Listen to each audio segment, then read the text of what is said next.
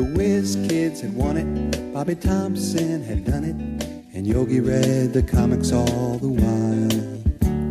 Rock and roll was being born, marijuana we would scorn. So down on the corner the national pastime went on trial. We're talking baseball, Klazuski, Campanella, talking baseball. The Man and Bobby Fella, the Scooter, the Barber and the Nuke. They knew 'em all from Boston to Dubuque, especially Willie, Mickey and the Duke. Well, Casey was winning, Hank Aaron was beginning, one Robbie going out, one coming in. Kiner and Midget Goodell, the Thumper and Mel Parnell, and Ike was the only one winning down in Washington. I'm talking baseball, Klazuski, Campanella, talking baseball.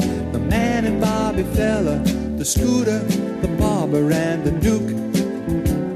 They knew 'em all from Boston to Dubuque, especially Willie, Mickey and the Duke.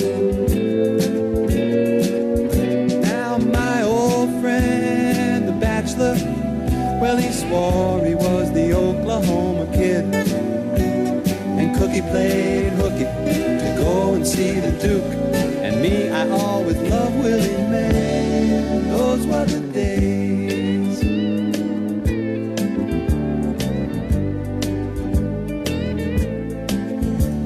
Well, now it's the 80s, and Brett is the greatest, and Bobby Bonds can play for everyone. Rose is at the vet, Rusty again is a Met, and the great Alexander is pitching again in Washington. I'm talking baseball, like Reggie Quisenberry, talking baseball. Carew and Gaylord Perry, Seaver, Garvey, Schmidt, and Vida Blue. If Cooperstown is calling, it's no fluke. They'll be with Willie, Mickey, and the Duke.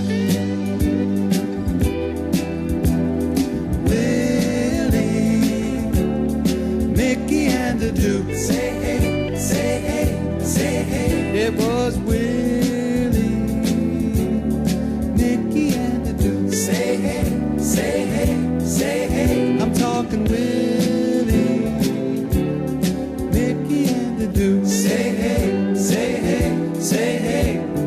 Willie, Mickey and the Duke. Say hey, say hey, say hey, say Willie.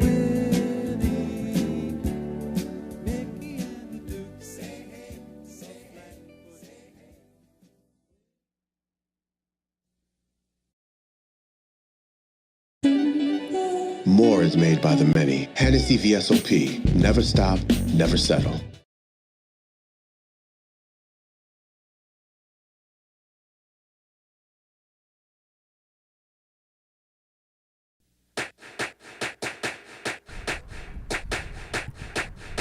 Good evening, Thunder fans. We're going to get started here. Hopefully everybody is hearing us loud and clear tonight. We are joining you from Memorial Park, right in the heart of Houston, just south of I-10. Couldn't have a nicer night of weather for baseball tonight. And we are watching the home team, the Houston Power, have just taken the field. They're starting their warm-ups. We're going to have first pitch here underway shortly. My good friend, Mr. Doug Thompson, has sat and joined me here. We're set up right behind home plate, and we got a great vantage point. Coach Ennis giving us a wave and a thumbs up as he walks by, and we're here to get going, have some baseball. Doug, what do you think? Yeah, Mr. Bryan, thank you so much for setting up. The tech is all in place. Hopefully it's coming in clear out there. But Brian puts in a lot of time just preparing and tearing down before and after each game. So I'm thankful to him, and thankfully he's got not only the ability but understands how everything goes together here as well too. So I have my fingers crossed every time, because sometimes gremlins pop up. I think this is where we were last when we were at this field last time, we had some audio problems, but that's how you learn. I learned how to change the setting and keep that from happening. So we are here. We should be getting starting lineups in our hands so we can cover those. But we do want to take an opportunity to do something different here. Just wanted to recognize a couple of companies that I've recently learned have made a big impact to Thunder and have given some donations to help support us. Their donations are called the World Series Championship level sponsors, and their companies are the Katy Capital Investments and Deep Sea Technologies. And I'll give you a little more blurb on them later as far as what they do. But with that, we are watching first pitch that just went across. First pitch strike taken by Seth Thompson, our leadoff man tonight, and we're underway. Yeah, kudos to that company for sponsoring, and looking forward to this game here. Beautiful night, as Brian already shared with you, and this is a wonderful place to have a ball game too. It's a nice park here at Memorial Park. So Thompson down 0-2 as he takes a look at the third pitch here, and it's a ball. It's in the dirt.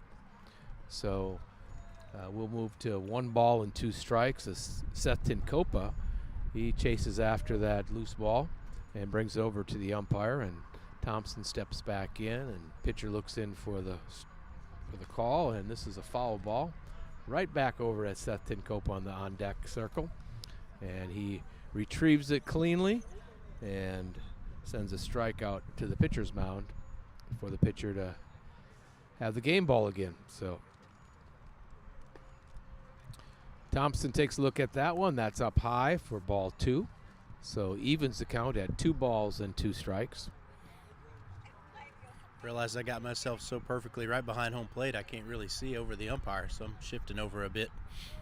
I've got the angle on the outside corner, and Doug's got the angle on the inside corner, so we got the strike zone covered now. Another ball coming across. Thompson puts that one in play, and it trickles foul up the first base line. So he's fighting and staying alive here.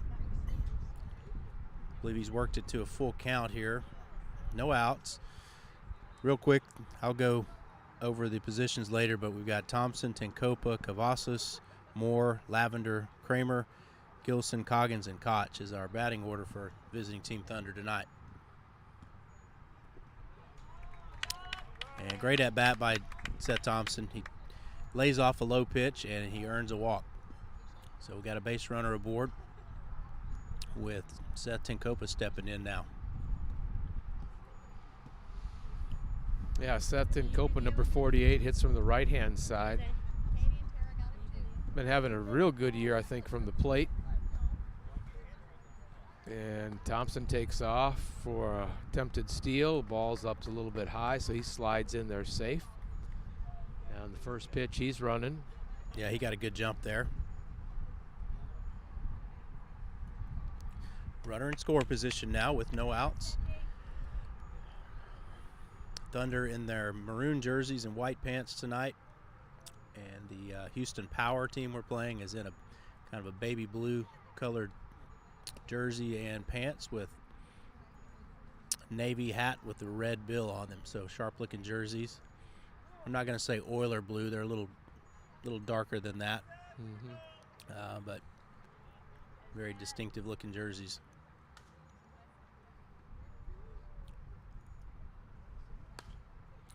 And Tinkopa He rips it left down the left field line. He's going to run a ways. Yeah, it gets by the left fielder. Thompson scores easily. Tinkopa's rounded second. He's in sliding to third base without a throw for a base or a run scoring RBI triple. A 3-bagger. Yeah, he drilled that hard, shot off his bat, and then it took a hop out there. And once it got by a little bit there, you knew that Seth with good wheels was going to be able to run all day there. Yeah, the left fielder charged in, wasn't able to get to it, and it had a lot of topspin, and once it hit the ground, it got by him quickly. First pitch into Cavazos is a strike. You see the outfield plays a little bit in here, so I think if we hit the ball sharply, they're not gonna have many angles to make plays. This ball's popped up and right over our heads and lands behind us about 20 feet. Really nice tall net here behind the home plate area. That was a little close there to take there with 2 strikes. So I think it got 1 ball and 2 strikes, so still sitting here good. Man on third base. This one's drilled hard. Drilled. That ball is going to clear the center fielder's head and go all the way to the wall in left center. As soon as he hit, he's rounding second. He's going for a stand-up triple. No, the throw isn't even into the infield yet. Absolutely got a lot of that ball. Really hit it well, stayed back behind it. Beautiful hit by Cavazos right there to score another run for us, 2-0. Early in this game with no outs still. You know, sometimes you do hear back-to-back home runs, but not often do you hear back-to-back triples. That is true. So that's what we have going on here. And that Drew Moore pops one right back towards us. Catcher makes a good effort for it, but hits the ground just before he can get to it, right against the wall, literally right in front of us here. So came up swinging at the first pitch and has 1 strike on him with that foul ball. Drew Moore, right-handed hitter, number 26, number 4 batter for us tonight. He lays off that one on the very outer edge of the plate and is called a strike. He's quickly down 0-2 right here. Again, no outs, runner at third base. Off-speed pitch. Moore just gets a tiny piece of it to stay alive. They did a nice job of following that one off because it looked like maybe it was going to be inside, and then it did have that little twist to it. A good job of checking out of that one. Yeah, that one ran low and in towards him, kind of towards his feet there, and he lays off of it.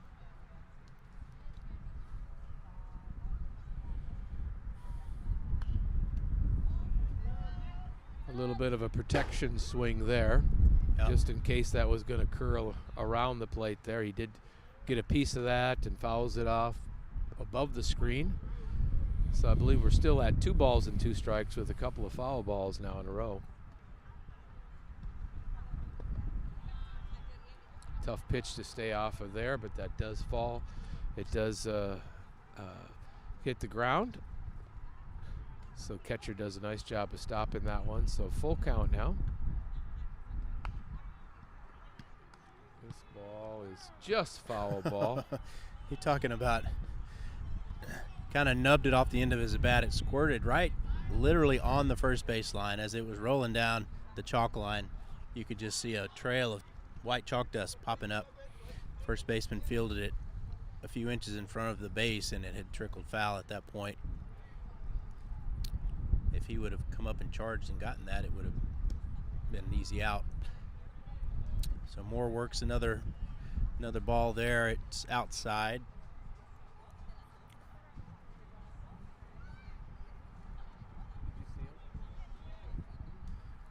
Full count now. Another one fouled back over the first base dugout. Oh, and off of a vehicle. So Moore getting quite the at-bat here. I think we're getting close to double digits with pitches now that he's been able to see. And that one stays up high, so he's able to take a walk. Yeah, this pitcher had him where he wanted him there at first, but Drew had a good eye for balls and strikes there and worked another walk. First and third.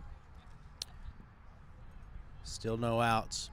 Lucas Lavender's now stepping in. Right-handed hitter.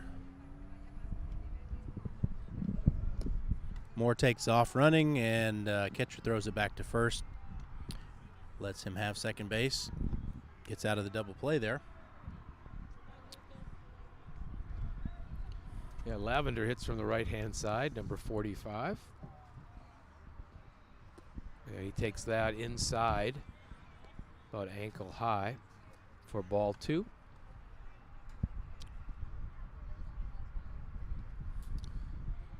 So 2 balls and no strikes. Good hitting pitch here. Looking for a zone. Let's see what he can do with it. Ball was up just high enough. Lucas likes those upper strike zone level pitches, but that one was a bit high, and he laid off of it for another ball. 3-0. And a very generous strike awarded on a ball a couple inches at least outside, but calls a strike on that one. 3-1. And he drills one, just tattoos it. Line drive, it clears the center fielder's head. Goes again all the way to the wall, about right where Cavazos went. Lavender has just rounded third and scored for an inside the park home run, and the ball has just now made it into the infield. And so no play at that. He was hustling all the way, and he said, "I'll one up the 2 triples, and I'll get inside the Parker." That is true, yes. You know, we're at a pretty deep park here. Straightaway center field is 400. So once that, once it got past the center fielder there, it kind of went in that gap area there, and he didn't take a great angle at it. He was going to be running all day. By the time the center fielder had it, Lucas had already crossed third base. So that was going to be not much of a play at the plate at that point. So great hit, good line drive, jumped off his bat nicely to clear the bases. Yeah, that was a 3 RBI extra base hit for him, with scoring himself on that inside the Parker. Takes the score to 5-0 now.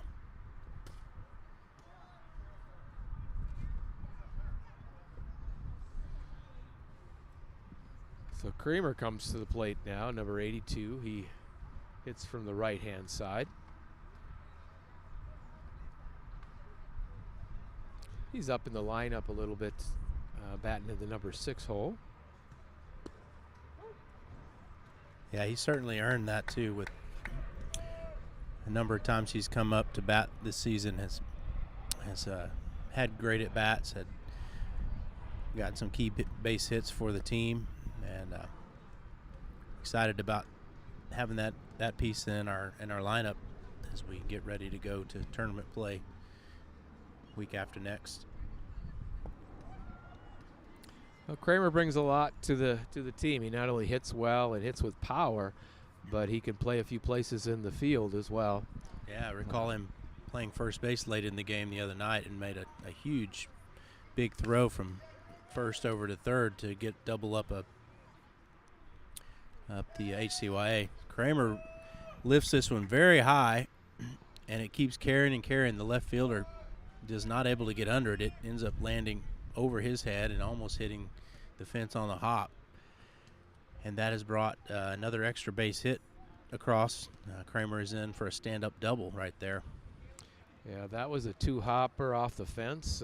Kramer got on his horse there and for a stand-up double. No play there at second base. Ball is jumping tonight. Ball jumping off the bats.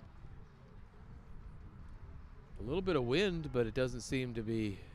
Maybe it's going from left to right kind of wind. It doesn't. I seem don't to know be about aiding. you. That the one he hit, he got under it quite a bit. I thought it was just going to be a routine fly out to left. It seemed like it carried some, but would you say that was a little bit more of a bad read by the left fielder? You know, they're playing in, as he would have had to have a good jump on it. But yeah, I think you know, a little different angle maybe, and I think he makes a different play on it as well. But the coach is going to go ahead and make a change. This first pitcher tonight was not able to get an out. He gave up a couple of walks and at least 2 triples, a couple of doubles. Well, 1 double and a home run. So it's putting some runs on the board. I think we said 5. Tried 5 runs, so number 6 hitter is couldn't on ask for a second greater base. start by the Thunder. Certainly feel for the pitcher. Just had a tough night out there. It does happen in baseball. Proof of that was the Astros yesterday. their starting pitcher couldn't get out of the first inning. He gave up 6 runs before he was pulled, and the Astros were not able to score a run. They were only able to get 1 hit in the whole game last night. That was a tough loss for the home team. Yeah, I think all the runs were scored in that first frame. They were. 6, and then it ended up 6-0. That they ran into quite the pitcher, I think. He kind of overmatched them, it sounded like, with maybe it was 10 or 12 strikeouts in like 6 or 7 innings. So that's right. I don't know if you heard this one, but one of the stats or the pieces of info that I thought was surprising, that this series is a 3-game series against the Angels. It's the first time the Angels have come in to Houston and won a series in at least 2 years, maybe 3 or 4 years. It's been a long time, and they're in the division, so they play them a lot.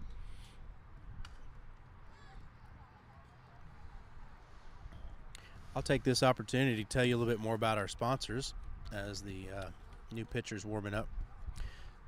So again, these sponsors were to support our program. They're called the World Series Championship level sponsors.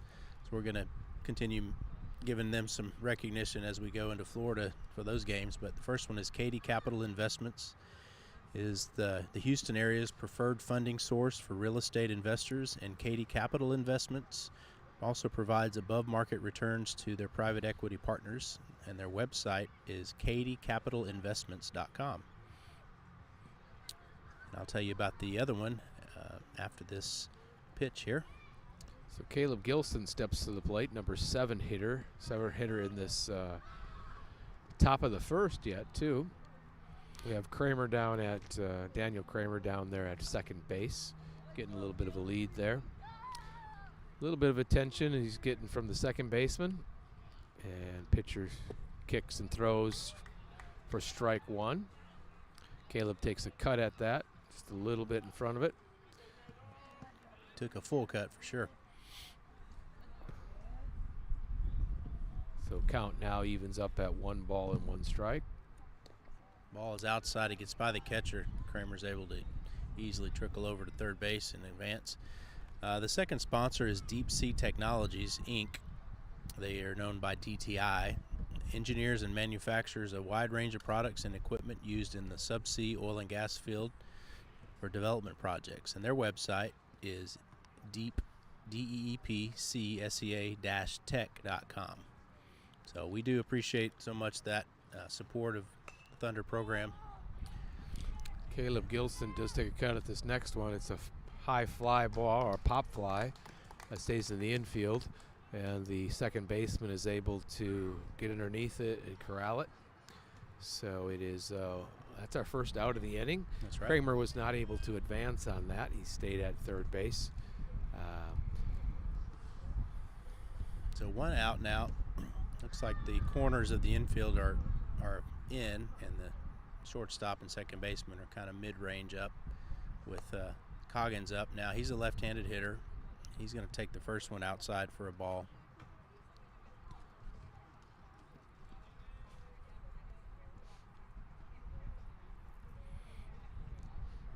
Looks like we got several viewers online joining us. Thank you so much for being a part and listening. We are here in the top half of the first with only 1 out. Thunder already up 5-0. Coggins takes a good cut at that one.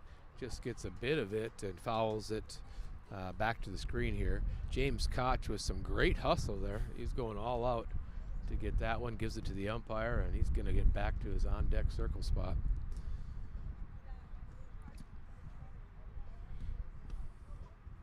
One and one. Pitch is inside. Kind of comes across his belt line there inside, taken for a ball. Ball 2, 2-1. I like how he's just hung right in there on that. That ball was certainly tailing into him. He just stayed right in there and held his ground. There's a ball over the middle of the plate that Coggins takes a good swing at. Coach Ennis over there. Ball drifted on him a bit. He was leaning over to field it with his bare hand and ended up having to kind of soccer kick it to stop it there up against the fence. Yeah, it looked like a little bit of a hacky sack back in the late 80s. Another one down there it's a foul ball. It gets all the way down the line. Yeah, that one hits a little bit harder, so Coach Ennis says, you know what, I'm just going to let that one go. Yeah, that was a hit that you need a leather glove on your hand to try to take on. I think that was a good decision by Coach. Okay, pitcher back to the ball. He kicks and throws. Coggins takes a cut at this. It's hit out in the right side, and center fielder makes a running catch. Daniel Kramer tagging on that play on third base, takes advantage of a little bit of the center fielder, kind of having to go all out speed and couldn't get his feet underneath him to get a good throw into the plate. So yeah, his Daniel, momentum took him so far towards the kind of first base line. As he set his feet and threw it in, wasn't able to get a whole lot on it. That's one that had the right fielder. I think he could have caught that. Had he fielded it, he would have been maybe in a better position to give it a play at home. But we're thankful he didn't. Another run scores. I think you're right, yep.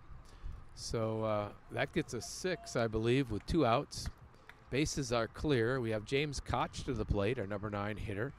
He wears number 15 and hits from the right-hand side. Took ball 1 on the first pitch. Pitch gets ready to throw, and this one's a line drive. Nice line drive. Gets by the shortstop quickly and goes into outfield. A very clean single. And that turns the lineup over. We've batted around here in this top half of the first, I should say. Nice to see a good cut there. James hit that ball squarely, as he has a number of times this season. Nice line drive swing. I would say all of our base hits today have come off the bat pretty well today. I mean, it's fun to see that hit hard like that. Thompson to the plate. He hits the first pitch through the third baseman. So he's going to be on first base and is going to advance Koch down to second base. Yeah, he hit that one hard.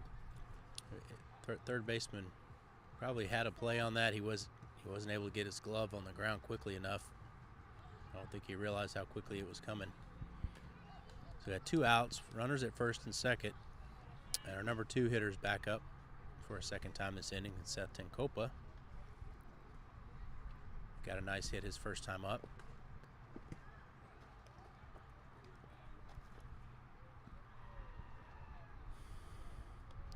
Ball is taken low and it gets by the catcher, but no runners advance on that one.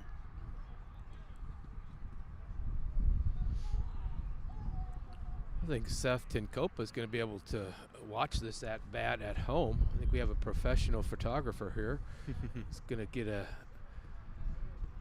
video.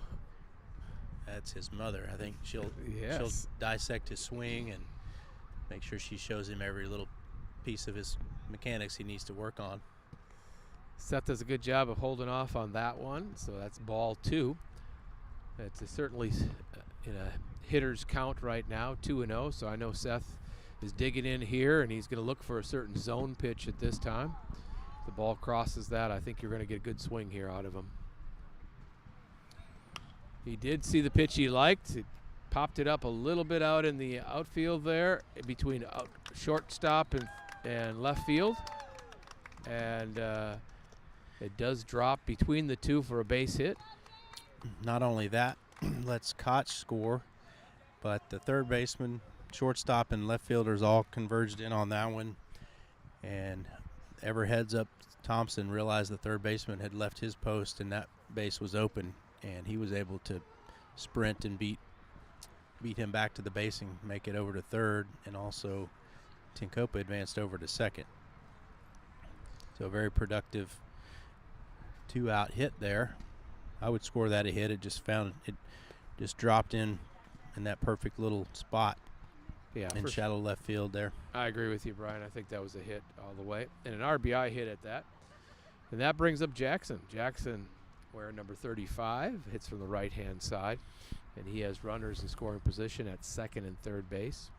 He's going to be looking to drive a ball here. Took 2 good cuts now, just has missed him, but that's why you get 3. So see what he learns from those first 2.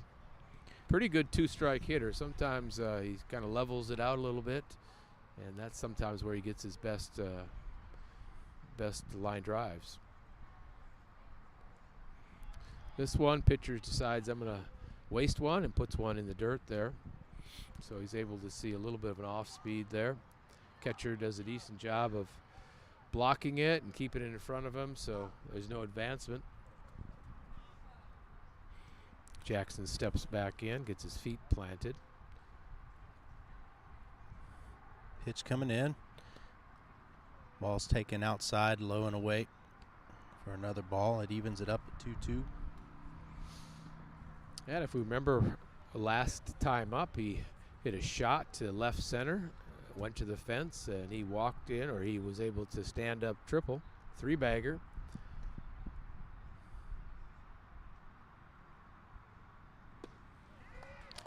Takes a big hack at that one and comes up empty. And that was strike 3 and out number 3 for the Power. They finally were able to get off the field.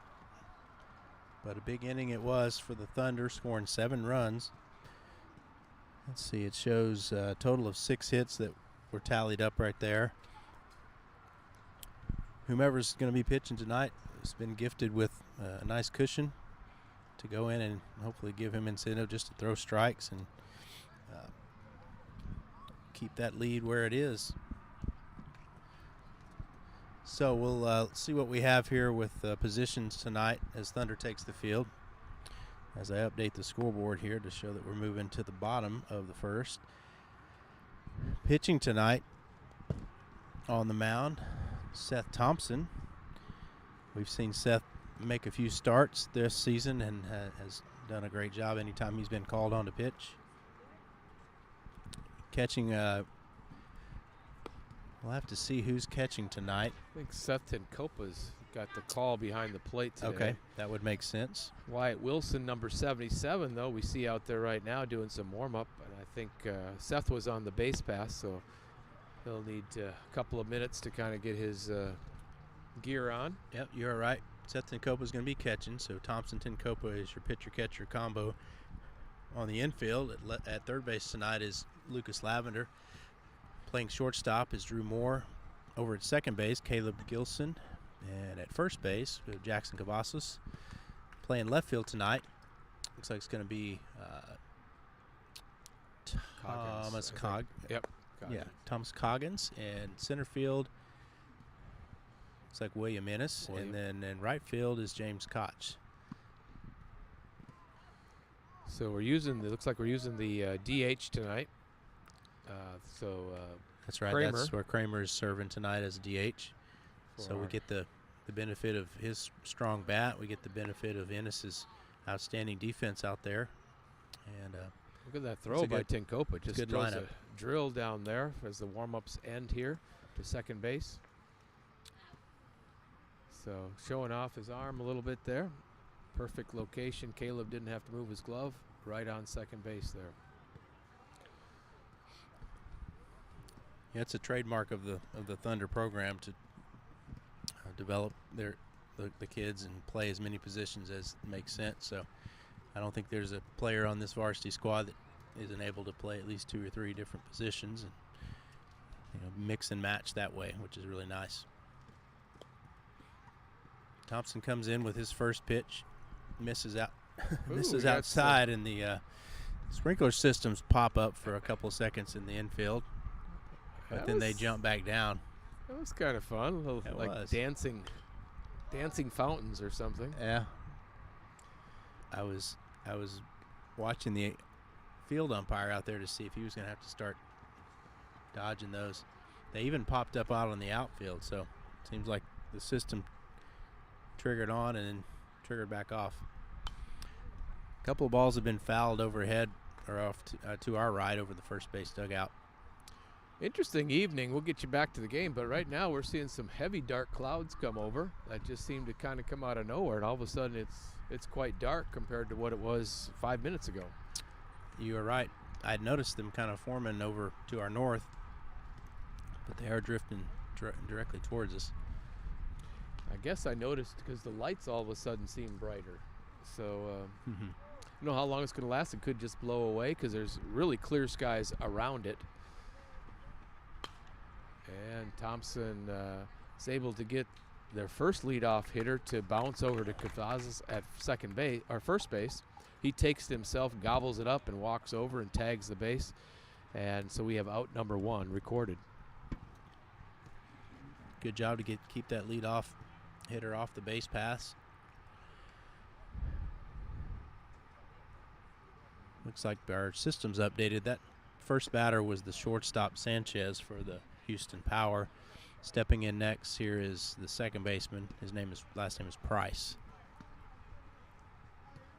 So the middle infielders make up their 1-2 batting order.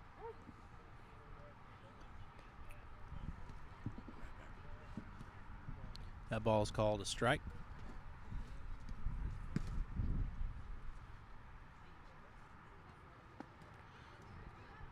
Another pitch comes in, swing and miss. Strike 2. I believe the count is 1-2 now. 1 out here, bottom of the first inning. Curveball that is taken, and it comes in there nicely and called strike 3 for the second out of the inning. That was a nice curveball by Thompson there.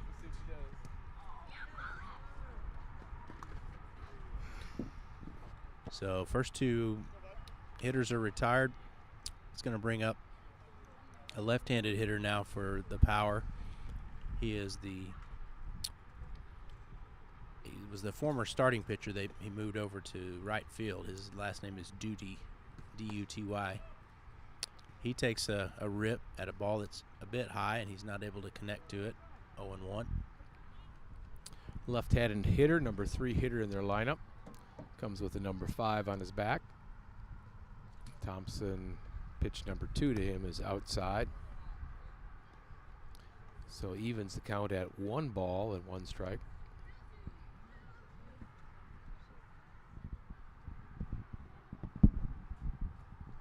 Thompson looks into Tincopa for the signal, and this one is whacked at, and pitcher or hitter gets a piece of that and brings it back to the screen here. And Thompson works ahead, 1 ball and 2 strikes. So tonight we kind of have the battery is Seth squared, I guess we could say. Seth Tincopa, Seth Thompson. Seth Thompson puts a soft. Yeah, this was a ball that just kind of trickled, little chopper that went towards the second baseman. Thompson did a great job to jump off the mound and try to get it. He almost got a piece. He might actually have tipped it with his glove, maybe a nick, but Gilson had to run all the way in, almost even with the pitcher's mound to field that and try to throw, and misses him by maybe a step, half a step. So he beats that out as a single. It's going to be the first hit for them tonight and put a runner on with 2 outs. Yeah, clean single on that. You know, just kind of a slow roller, but they count just the same as a single. So number 4 hitter steps to the plate here. Number 13 hits from the right-hand side, and Thompson begins him with a fastball about belt high, outside corner for strike 1. Tincopa does a nice job of blocking that one. That one's down about the ankles or less, and then when it got to him, it was in the dirt. Yeah, this is their catcher batting cleanup. Pena is his last name. And he takes another one on the outside part for a strike. So far, the umpire has definitely given that outer pitch a little bit favorable to the pitchers tonight. Swing and miss. The ball's in the dirt, but Tincopa fields it, throws it down to first to get the out number 3 and to keep any runs off the board. So they leave 1 runner stranded. Got 1 hit out of that, but no runs come across, and 7-0 is the score as we flip to the top of the second inning. I think he was looking forward to getting ahead on that hitter and be able to come back with a tight little curveball there, and he was able to keep that nice and low. So it certainly got him to swing at that, and Tincopa, of course, does a nice job of blocking that. and getting the assist, throwing it down to Jackson down at first base there. So Yeah, while we're transitioning to another inning, we'll mention that hopefully we can do this again tomorrow night. Thunder has game number 3 for this week, and they're going to be up north of town in the Conroe Woodlands area. They're going to be playing the Mustang squad, another homeschool program, over at a complex called Carl Barton. And I believe the first pitch is a bit earlier tomorrow. Let me check it here. I'm thinking it's 6:30. 6:30, you got it. Yeah. So they're going to play the Mustangs up there at 6:30. So we hopefully will have that live and on the, I was going to say the airwaves, but I guess it's on the internet waves, right? Streaming live.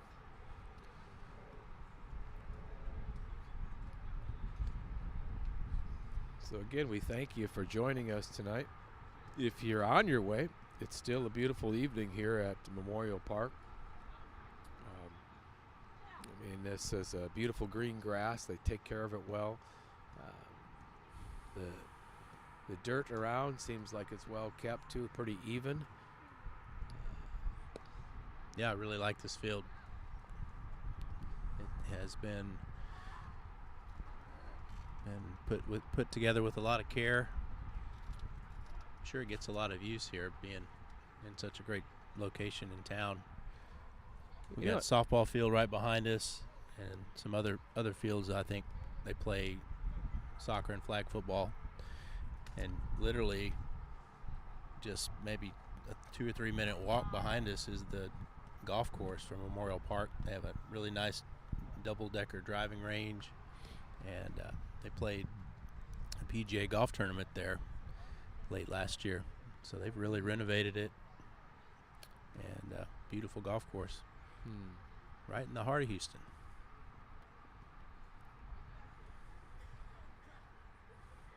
Best that I can tell, this is the same pitcher that finished up the last inning. Would you say, Doug? I would agree with you there. Same kind of wind-up and delivery. So I was just taking a look at some of our season history stuff. We have, counting a scrimmage or two, I think we've played a total of 27 games this season, which is a really nice number of games. You know, looking back, we've been lucky with the weather. I haven't had too many games that have been called for bad weather. I say that, though, it is looking a little ominous to our north. Hopefully we are not going to get some water dumped on us here. I know our electronic equipment isn't going to like that very well. yes. So Drew Moore's going to be stepping in to lead off this inning. He's the number 4 hitter. This will be his second at bat. Drew Moore, number 26, steps in on the right-hand side and takes a low and outside for ball number 1 on his first pitch in the second frame here. Might be able to hear the wind that's picking up on us too.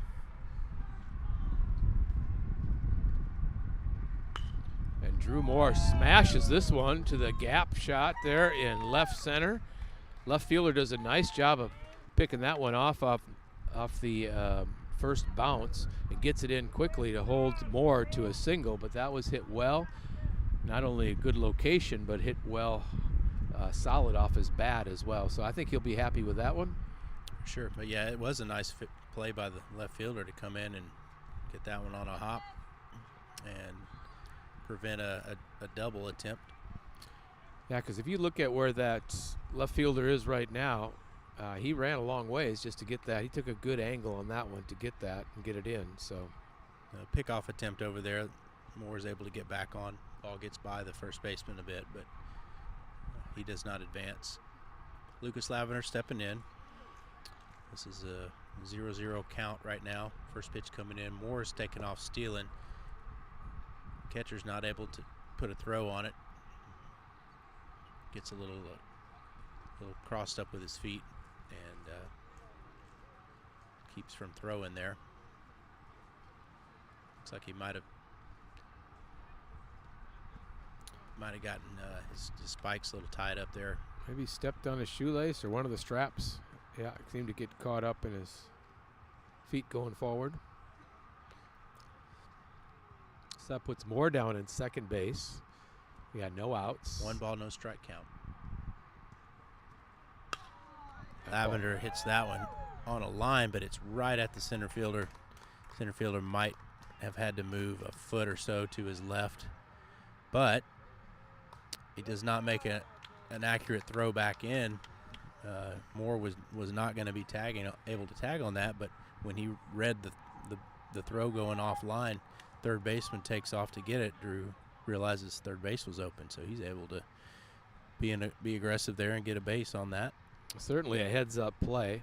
As he reads and understands the angles, he could see that if anybody's going to get the ball, it was going to be the third baseman, which was, of course, going to leave that just blank and free. The shortstop did not come over and cover because he was going out to the play itself. So Moore with a heads-up, really a stolen base more than a tag-up, but we'll give him a sacrifice, really, because it happened while the play was still going. So one pitch has come across to Daniel Kramer. He took it low for a ball, and now the catcher's asked for time to come out, have a quick chat with his pitcher. Got one out here in the top of the second inning. We've got runner on third base with Moore on third, and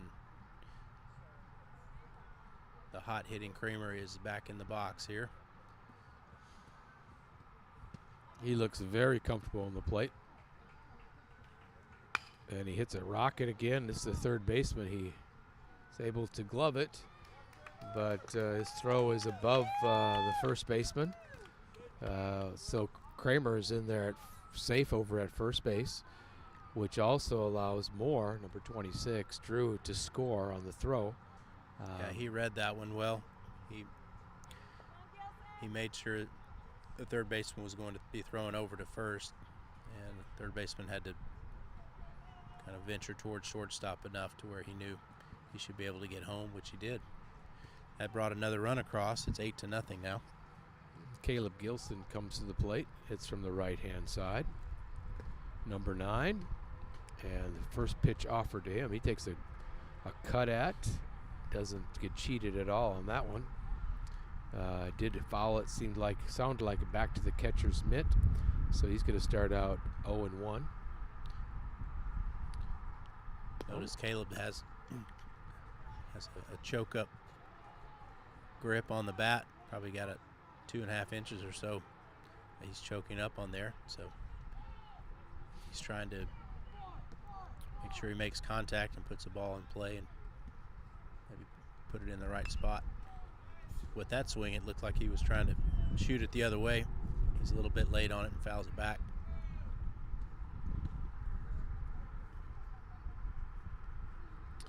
Caleb being aggressive at the plate here. Good to see, and he's at 1 ball and 2 strikes as he settles his feet back into the batter's box at this time. Yeah, Caleb's back from an injury. This is his second or third week back, and it sure looks like he's feeling good still, running well. And he just does what I expected. He hits a line drive the other way. It gets past the second baseman. It was between the second baseman and first baseman, and just hit a nice line drive. And he's rewarded with a hit, and that moves Kramer over to second base. Nice piece of hitting there. Yep. And with 2 strikes, he took the pitch where it was thrown and got his bat and his hands in the right position to make some good contact and just let the ball take off from his bat from there. So Coggins comes to the plate, number 87. He hits from the left-hand side. I believe in our lineup tonight, he's our only left-handed hitter. That is correct. We're a predominantly right-handed hitting team.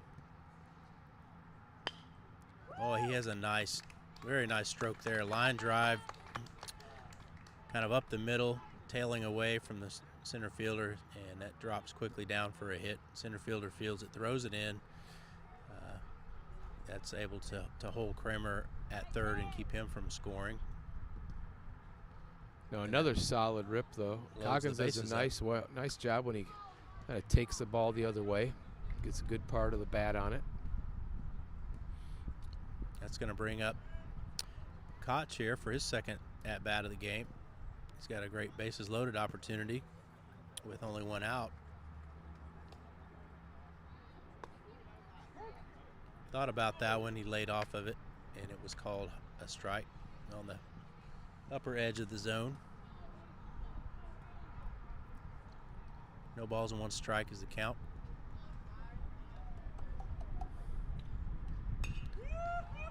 He reaches out for that one. Yeah, and just foul ball. Just foul it. At first thought it was going to drift pretty far foul, but it lands kind of down in no man's land there down right field line, and nobody's able to get to it. Yeah, that's a foot or two to the foul side of that of the line. Yeah, that's the kind of foul ball or ball off the bat that seemed like it was going to be foul by quite a ways, maybe 20, 30 feet. Yeah. And so there must be maybe some wind up there. It's kind of keeping it a little straighter because it didn't land more than a foot or so from the line itself. So interesting swirl going on up there.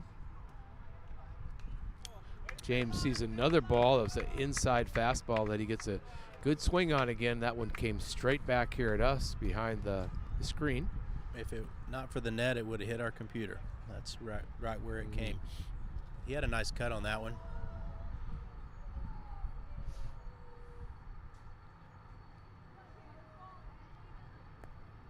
Ball is on the outside edge and is taken for a ball. Good job laying off that pitch. Seeing Kramer down there doing a nice job at third base, going out or down the outside part of the line, and then he does a good job of stepping in to the inside and watching the ball the whole time. It's a good piece of base running. Another pitch that's kind of on the outer edge, and Koch has to really reach out to get a piece of that and defend. Too close not to swing at with an 1-2 count. James Koch getting his share of swings here. Not this at bat. Looks like he's seeing the ball pretty well. And that ball, again, he hits a crunch. Turns on that one. Yeah, he rips it. Really turns his hips and rips it down the third base line. Third baseman tries to backhand it, but he's not able to get a glove on that one. And that's going to bring in a couple of runs for the Thunder. Nice 2 RBI at bat. 2 really good hits tonight for Koch. Nice to see his bat heating back up as it had been earlier this season. Going to be a great asset to us as we go into tournament play. Brings the score to 10-0 now. The fans seem to like that. They kind of came alive there. A lot of foul balls and a lot of battle going on there, but James certainly won that one by hitting a shot and a 2-run single. So Thompson, third time around, third at bat, his leadoff batter. Takes ball high for the first pitch to him. He's coming to the plate with James Koch at first base and Mr. Coggins down there at second base. Usually the game's going well when you're batting for a third time in the second inning. Hitting is going well when that's the case. He pulls that one on the ground down the third base line, but it gets foul. That evens the count at 1 ball and 1 strike. Lucas Lavender takes off as a sprint to go down to get that foul ball in the corner. Good job, Lucas.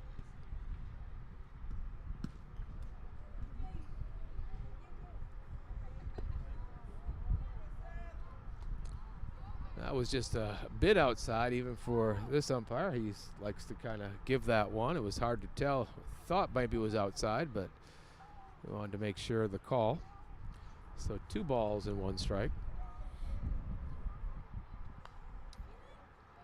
And Thompson gets a ball that he likes there, a little bit up. Got a good cut at it, but just didn't get much of the bat on it as it fouls back. Seems like it got him in the hands just a little bit. So we'll see if we can get a little better part of the bat on this next one. So 2 balls and 2 strikes as the count evens. I believe 1 out. Oh, there's what's fairly common. Hit by a pitch. That one was way inside. We've got the angle on it being right behind. It was kind of tailing in on him, but he stands in there and he takes them. Whatever's needed to get on base, he does his duty there. It loads the bases back up now. Yeah, it seemed like he stood his ground, but I think that might have been a tough one to avoid anyway. It seemed like it had his number. So that loads the base, as Brian said. Thompson at first base. Koch down at second. Coggins at third. And Tinkopa at the plate. He takes strike 1 for the first pitch. He's standing way away from the plate right now. And he rips that one. Just got ahead of it enough to where it drifts a good ways foul. That ball was up, and he saw line drive all over that one. Got a really good piece of it. So I had to just take a peek at the stats. That should have been the 15th hit by pitch, either 14th or 15th for the season by Thompson. So the ball is put in play on the ground to the third baseman. He comes home with it, makes the right call or right decision there, and he's able to throw out Coggins to force out the lead runner. That brings a second out on the board for the Power, and they keep a run off the board that way. yeah, I think Tinkopa would like to have that pitch back and maybe gone instead of pull that ball, maybe take that one up the middle or the other side. As there's a off speed, a little bit of curveball, a little bit away from him. When you pull that ball, that's many times a ground ball to the third baseman who did pick that up. Jackson Cavazos comes to the plate. Again, bases are loaded. Tinkopa at first, Thompson at second. Koch down at third base now. He takes a lead like we hope you do. You get off the distance of the third baseman from third base. Good for him. Cavazos lays off that one outside. Wondering if he's sporting a brand new white pair of baseball pants there. They sure seem extra bright white. I think he needs to get dirty on them.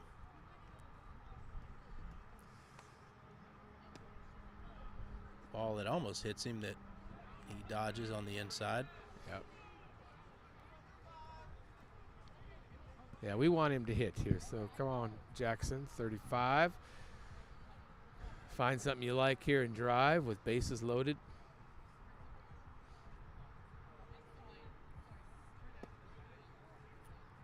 That one misses low. Not by much. Thought the umpire was going to call that a strike. I kind of think Jackson was thinking that too, because he looked back, because I think the first strike he called was at that same level. That one he calls a strike, which I think both our opinions was not as nice of a pitch as the one before. Cavazos looks back and asks the umpire, where was that one? That seems like that outside corner that he got there. So this time pitcher comes inside on him, and Cavazos is able to get a piece of that. Took a good cut, didn't get much of the bat on the ball as it trickles back to the screen here. I don't know about you, if I'm the pitcher, I'm going to be living outside with everything.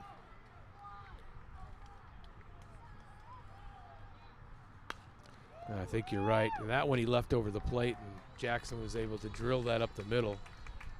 He's going to get a two-run RBI single, it looks like here. Yeah, he hit that one with authority right up the middle. Good base running by Thunder. Brings a couple more runs across, so absolutely just jumped all over him here tonight with a 12-0, I believe it is, lead. That brings up Drew Moore, wearing number 26. tonight, hitting from the right-hand side and with batting gloves on. And he takes, lets that first one go for a called strike one. Looks like a fastball, maybe on the upper side of the zone. So Drew sitting at a 0-1 count, 0-1 count with a teammate at first base and third base. Good chances now with this lead that will probably be slowing down the stealing and kind of take it base by base. So we won't probably see Jackson taken off here. First and third again, Tincopa down at third base with a good size lead. And he takes the cut. Jackson does again, this time fouls it down to the Thunder dugout there where Lucas Lavender is there to be able to pick it up.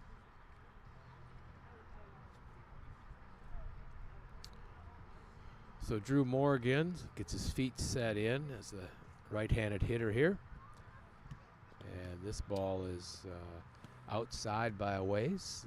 Catcher is able to get a bit of a glove on it and then is able to fetch it before Tincopa makes any break here. But again, I think the lead is probably dictating a little bit as to how aggressive we're going to be on the game or the base pass when it comes to stealing or advancing on pass balls. So Drew Moore again is ready for this pitch. On the way it is, a little better across the plate there. Drew does put his hands out and get the bat on the ball. Got out in front on that one. And this one drifts over the dugout of the Power.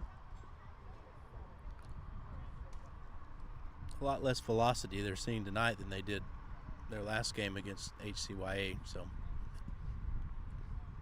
not easy to adjust to two different levels of pitching like that. Yeah, it was interesting the other night. It seemed just to get stronger and stronger every pitcher that they saw. So it was good for them to see that kind of pitching too. Drew sees a good pitch right there. Nice job by Coach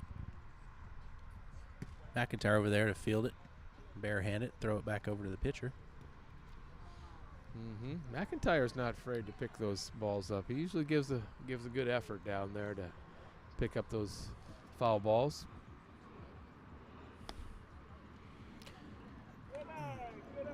Drew's able to lay off of that one. Works another walk. I think that's his second walk tonight. Kind of feel like a broken record, but the bases are loaded. There you go. Just getting ready to say it. Loads up the bases. That brings Lucas Lavender to the plate, number 45. Number 5 batter in our order tonight. And number 45 on his back, his number. Steps in. And he takes the called strike that was ways outside. I don't know if he was going to be able to hit that one, even if he swung at that one. But it is a call for strike. He's being selective. Definitely not the pitch he wants. Going to lay off it either way.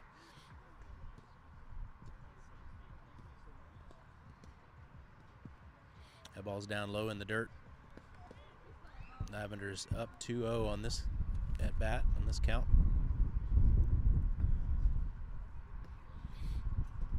The sun is fully set now. We've got a dark night sky. And thankfully the rain is staying off of us right now. It's good.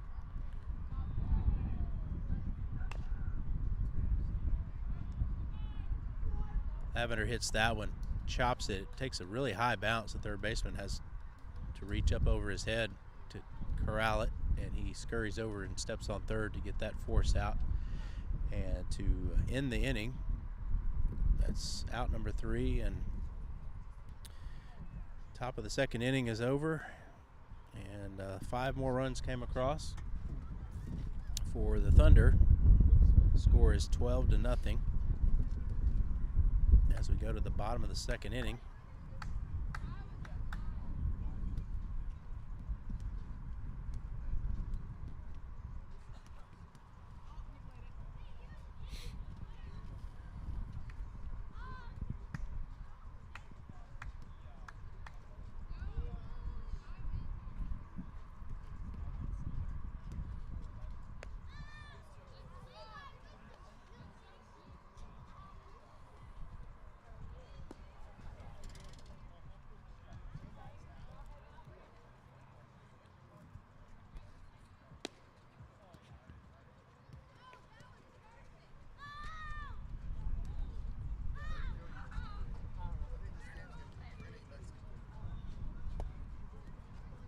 Shout out to Thunder Nation.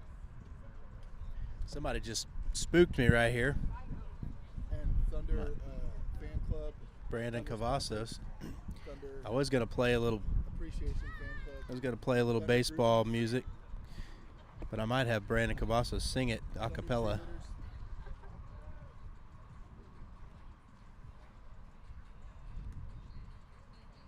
cheerleaders.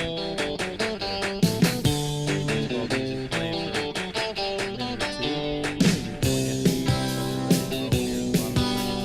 the bottom of the Well, I beat the drum and hold the phone. The sun came out today.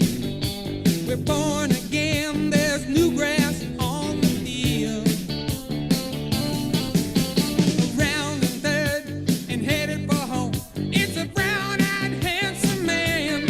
Anyone can understand the way I feel. Oh, put me in cold. I'm ready to play today. Put me in cold. I'm ready to play today. Look at me.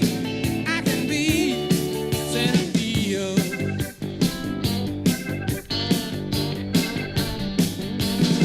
Well, I spent some time in the Mudville night, watching it from the bench. You know, I took some lumps when the mighty case struck out.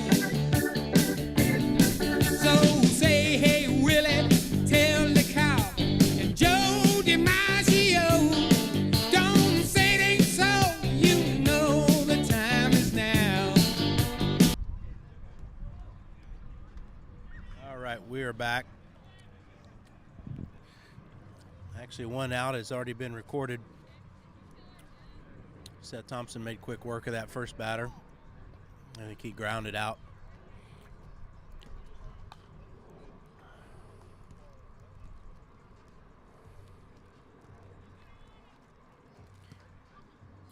All right, so we are here in the bottom of the second inning. The left fielder, Villarreal, has stepped in. He's a left-handed hitter. Takes a cut at that one for a strike.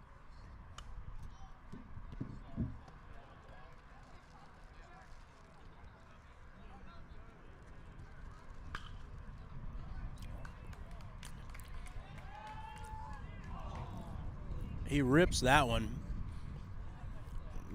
Really nice hit. A sharp line drive that quickly gets out to right field. He hit it so hard, though, and Koch read it well. He charged in and fielded it, came up throwing. He actually tried to throw the runner out at first base.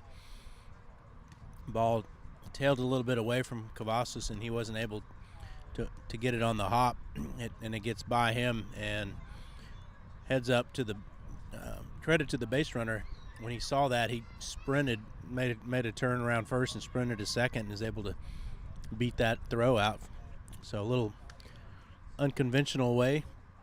It was would rule that a single and then an error on the throw by Koch to allow him to get to second. Here with one out.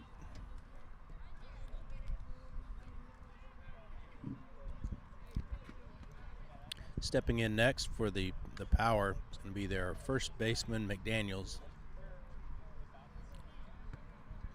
Definitely a hard hit ball by the prior hitter, Alvarado. That was Alvarado, their center fielder, that got that hit.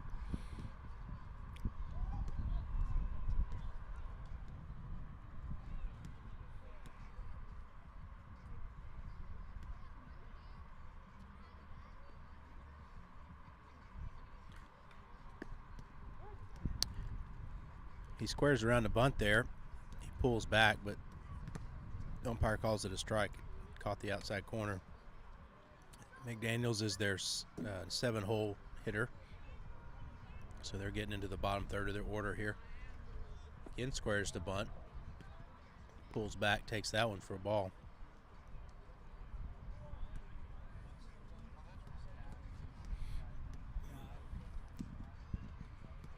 Nice turnout here for really both teams. Have a good number of fans in the stands. Nice strike comes in there.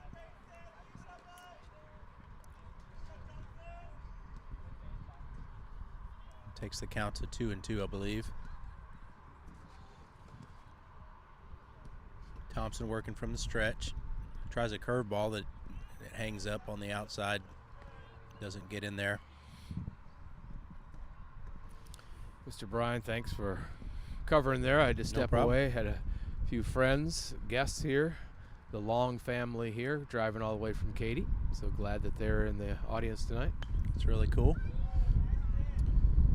Yeah, in between innings, you might have heard a little commotion. Brandon Cavazos was coming by and startled me as I was working with my back to him. I'll have to figure out a way to get him back. I'll probably pull a prank on him in Florida. Well, he said that he had Mexican on his mind, so I don't know if he was, had a restaurant in mind anyway that he was thinking about checking out. He leaves with all the faith in the world that Thunder can hold on to this cushion lead. And that would be Brandon to pick Mexican food over watching his son play baseball. I can't talk too much because Brandon, I learned last year in Florida at our World Series, makes homemade guacamole, and it is yummy. So I need to stay on his good side so he can make some more of that for me.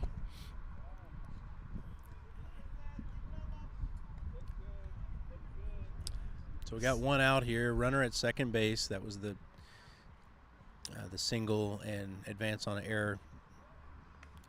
Got 2 outs now, so Thompson trying to kind of work around that. This is the third baseman, De La Paz. Took a nice cut at it, but fouled it back. That he did. Came back here to the screen. They have, like you said earlier, a quality screen here that's able to keep a lot of the balls right here playable.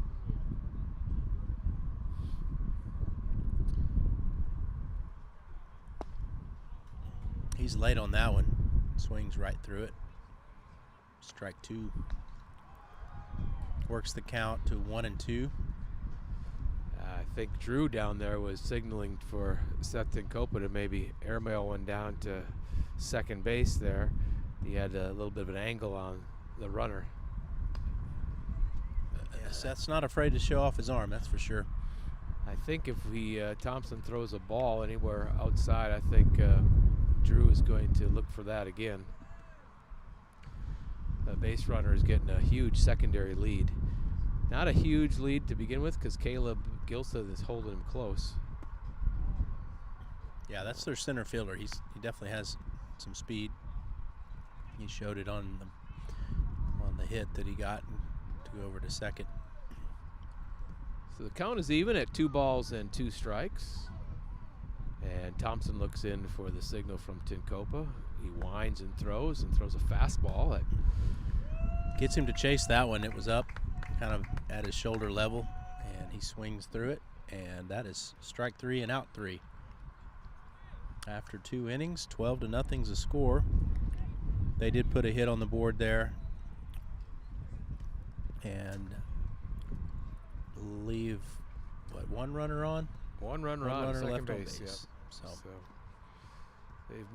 they advanced, I guess, since the earlier inning from just being at first base, and now the runner at second base.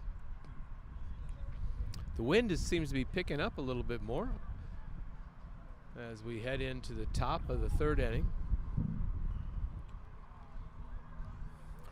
And quite possibly now we're going to have a new pitcher, number 17, this time on the hill for the Power Blue, or Blue Power.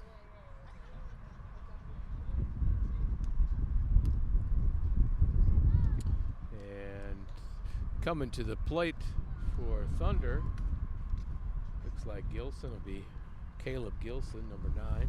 He's heading to the on-deck circle to begin with here with a heavy bat.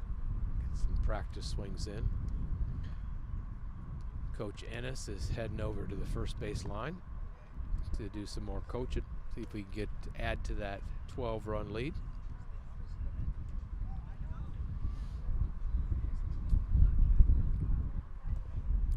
Again, our pitcher tonight, probably their third pitcher tonight, number 17. He throws from the right side.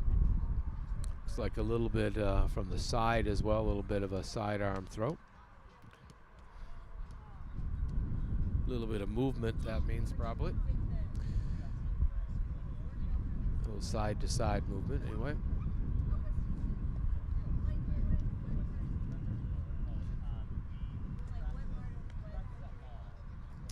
I might be wrong there. Maybe Daniel Kramer who's coming to the plate. We'll see here. I don't have the scorecard in front of me at this time, but it looks like Daniel Kramer is now jumping the on-deck circle in his scheduled spot.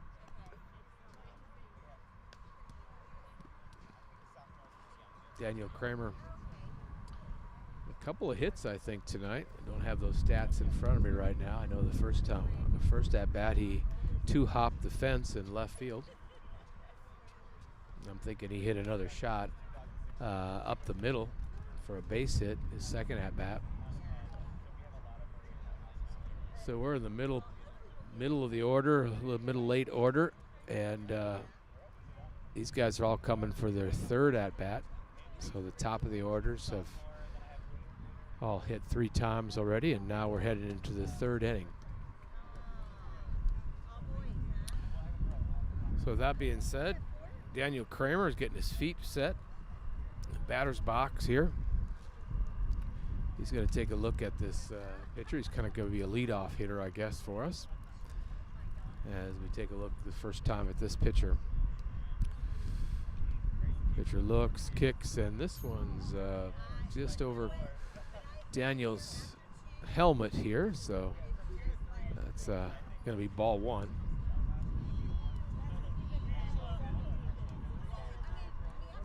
I think Daniel is still looking comfortable in there as he gets his feet set. And pitch number 2 just misses outside. So first one a bit inside, and this one misses outside. So 2 pitches, 2 balls. Daniel will be looking for a certain pitch right here. Call it a hitter's pitch. And he takes a whack at this, and this is a line drive again. Kramer's got the line drives down tonight as he hits a shot to the right side of the shortstop and left side of the third baseman. Left fielder picks it up and does get it in to hold Kramer to first base, which brings up Caleb Gilson, number 9. Kramer at first base gets the lead. Pitcher this time now is in the stretch as he delivers first pitch to Caleb, which is a strike, and Caleb fouls it back.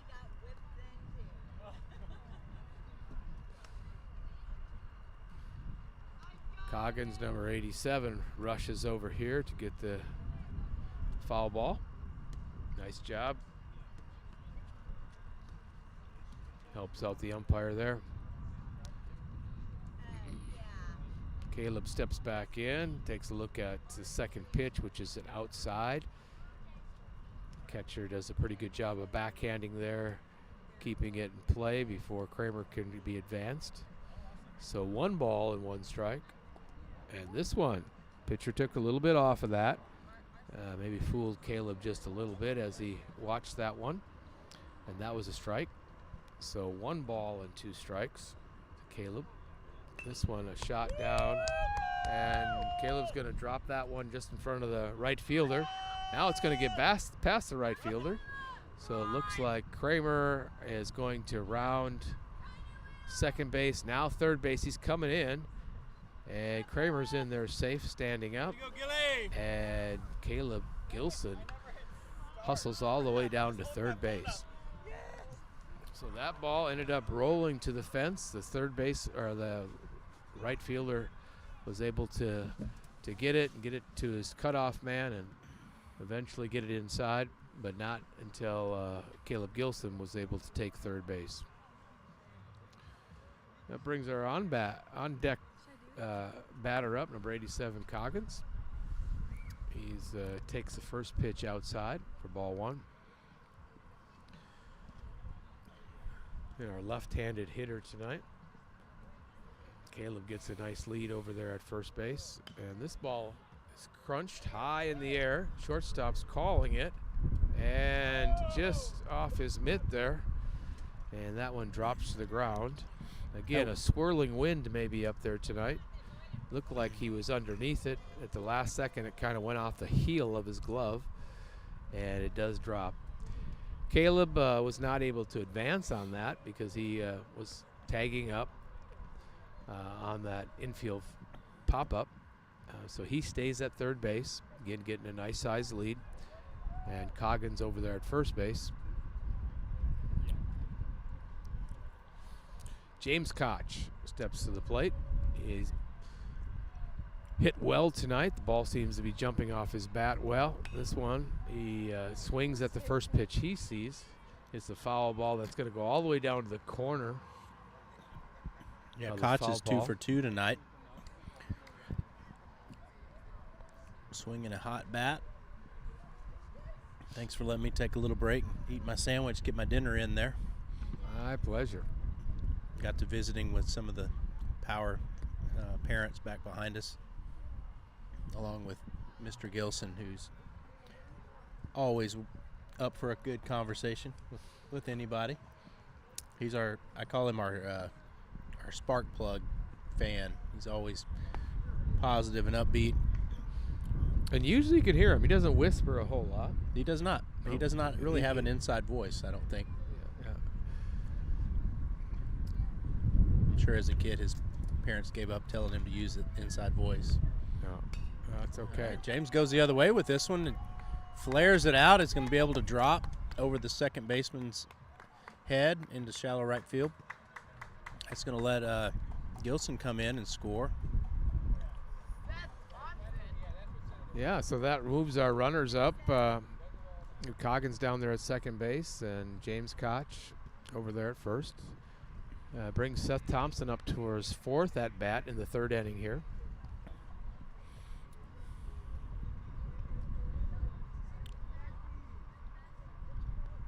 This ball is up high. He does duck out of the way of this one. He does not want 16, it looks like. Number. Yeah. Bean ball anyway. At least not on that pitch. Mm-hmm.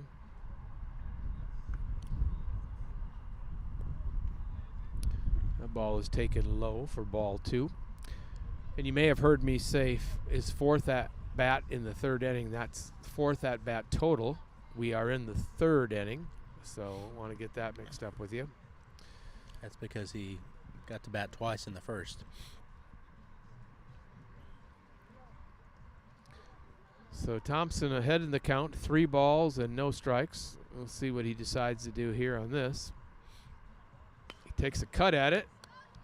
Nice line drive. Thought for a second baseman was going to be able to get it, but it was just hit too hard. It gets over him. Kind of crosses up the center fielder and gets by him, and it goes all the way to the fence, and that means turn on the Jets for Thompson. And he clears the bases with an inside the park home run. Second one of the game. Yeah, he kind of took off after that miscue there. He was rounding first base, and then all of a sudden just took it into another level as he saw the ball get past there and ended up rounding the bases without any play at the plate. It's going to bring Seth Tinkopa up.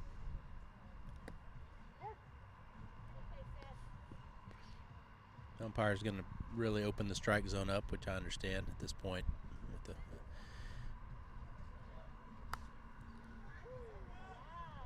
I like that. Yeah, he's just got way ahead of it, but hit it a long ways off across the left field foul fence. He's taking a good hack at that. You know, it's up high, but boy, that ball is carrying a long ways. Little brushback pitch there, I think. Pitcher may have saw the distance of that last foul ball and said, you know, maybe we can brush him back a little bit. I don't think Seth is losing any confidence there. He's got his feet in there. He's ready. And that one would have got me right in the chest, Mr. Bryan. Yep, that one sailed extra high. right in our living rooms.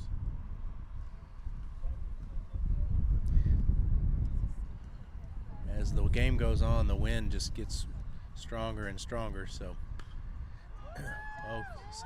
Seth gets a hold of this one, lifts it high, but center fielder's able to bring that one in. That wind really made that dance around in the air. Didn't miss that one by much. He got a good bat on it. That is the first out of the inning.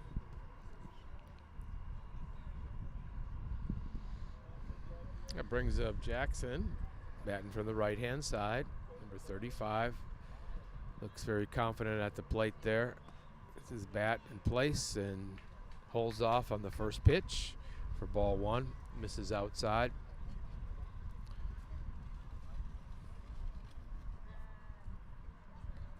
And that one hits him. Hits him right up, kind of under the shoulder. He takes his base. It's going to bring Drew Moore back up.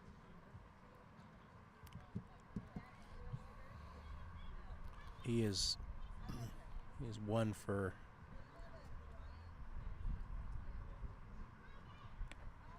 one for two tonight. He's got 2 walks.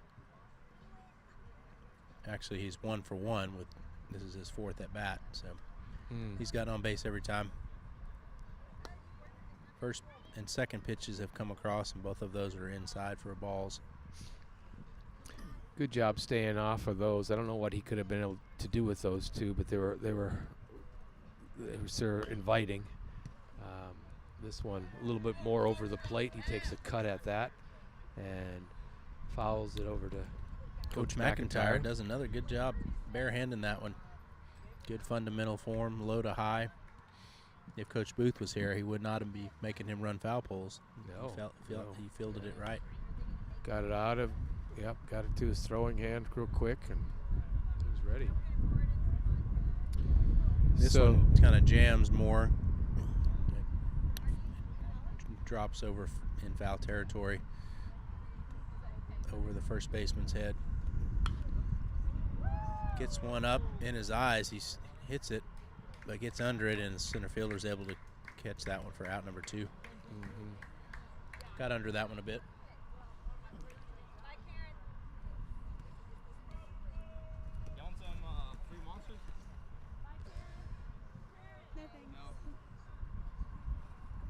Brings up Lucas Lavender, number 45. He takes that first ball up by his eyes for ball 1 inside. Jackson Kvass still over down there at first base. Lucas liked this next one, and he takes a good whack at that and fouls it straight back, hits the net here, and then comes right back to the catcher. So pitcher has the ball. He's ready to throw again. This one up by his eyes again, but this time he stays off. And 2 balls and 1 strike to Lucas Lavender. Jackson getting the lead down there. This one in the dirt. So changing some eye level here, but Lucas has worked a 3-1 count. Again, he's going to look for a certain pitch here. He gets it. He hits it hard, and it goes through the hole between shortstop and third base. Another shot by Lucas. Well hit ball there. It advances Jackson, but the left fielder is able to field it cleanly and get it in right away to hold Jackson down at second base. He's able to advance 1 base. Brings Daniel Creamer back up. Bases are the runners on first and second with 2 outs. He gets under this one, but it's much shallower. It's going to drop in between the shortstop and center fielder. Bring another run in. Jackson Cavazos scores.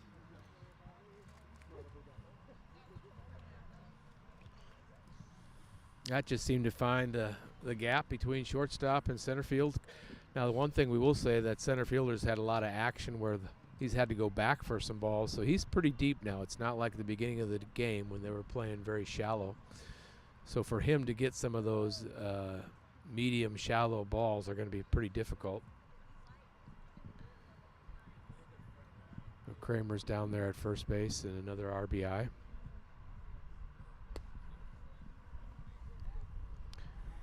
Caleb Gilson steps to the plate here. I think this is his second time up this inning, as well it was for Daniel Kramer.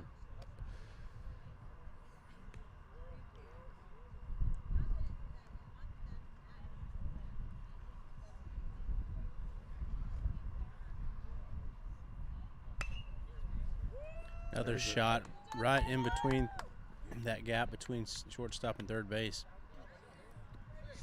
Just a clean hit all day long right there.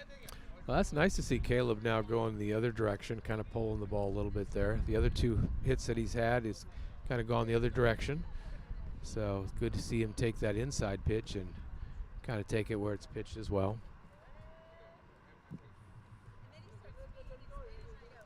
First pitch to Coggins is a ball. It's outside.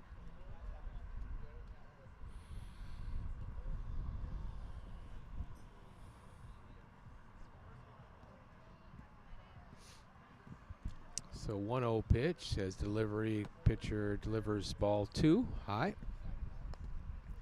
2 balls and no strikes. Kramer down at second base and Gilson at first, get the lead, working his secondary lead. And this pitch hits the outside corner about letter high for strike 1. So 2 balls and 1 strike. And this one a little bit high. Coggins not able to quite catch up to that. So evens the count at 2 balls and 2 strikes. And this one catches the inside corner and becomes a strike 3. Kind of catches Coggins a little off guard there on that inside corner. Another pretty tough, if you're the Power, another tough long inning for them. They gave up 7 runs just as they did in the first inning. We got 5 in the second, so that brings the score up to 19-0. Computer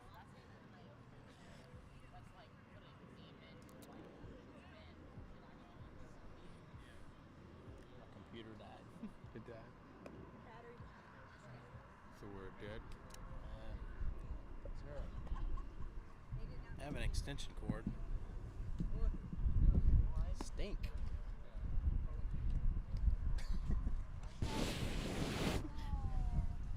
So that battery just died on my laptop. Oh, no. I had it pretty charged up. Hey, do I know this guy? How you doing, man? See you, brother. See you.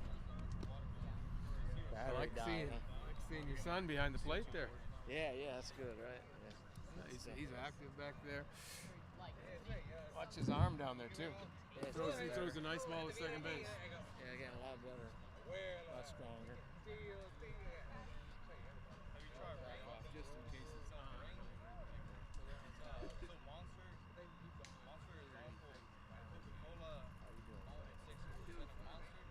Ready for a night out. Ready to have a nice time. Ready for you to pick up. All right, I'll text you. Let's make it happen. Lebanese place would be good. Anything, man. You know that. It's hard to beat the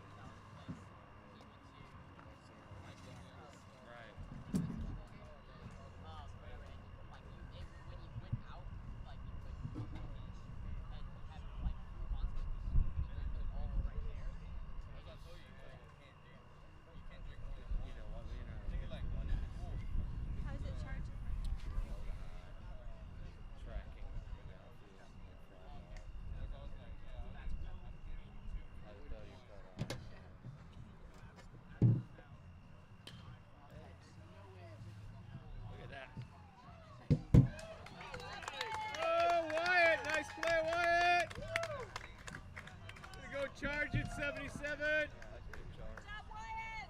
And hang in there, Caleb.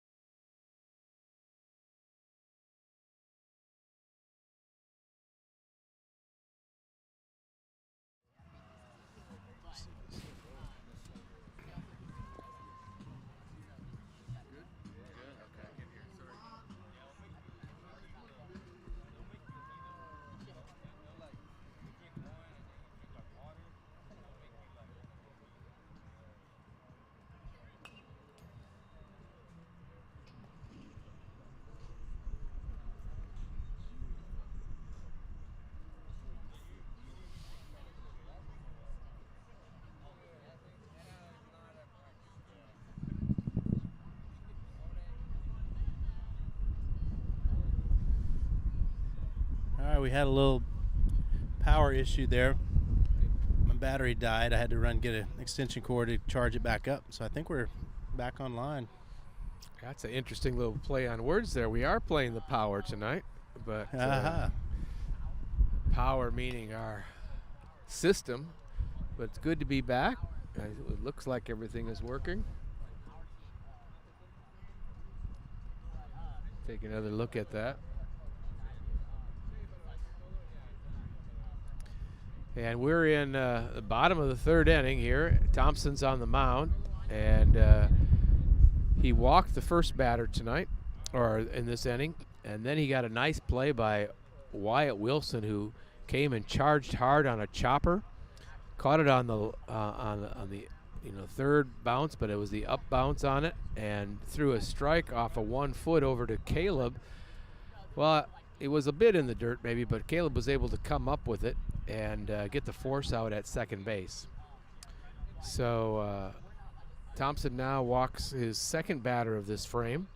So I think we're at 1 out and runners on first and second. Thompson had a long rest there as the Thunder were able to score 6 runs, maybe it was 7 runs in that last inning. So he's been sitting a little bit. He comes back and throws a strike there and throws a curveball here. This one's a chopper to Wyatt at third base, and he decides to tag the runner who's coming down. And that results in out number 2. Looked like he was maybe thinking double play ball and maybe go to second base and across, and then he did see that runner coming down at him, made a change, and decided to go for that sure out. You get out number 2. Let's take a look at where they are in their batting order. So Power continues to have a man on first and second. Thompson starts this batter with a curveball. It seemed to kind of mix up Seth Tinkopa a little bit, or maybe it broke more than what he thought. And he starts out 1 ball and no strikes. Yeah, this is Pena, their catcher. He is the number 4 hitter, cleanup hitter. So runners at first and second with 2 outs. We are in the bottom of the third. Thompson comes back with a fastball knee high over the plate. He gets the first called strike on this batter. So the count right now is 2 balls and 1 strike. And this one is a nice pitch on the outside part of the plate for strike 2.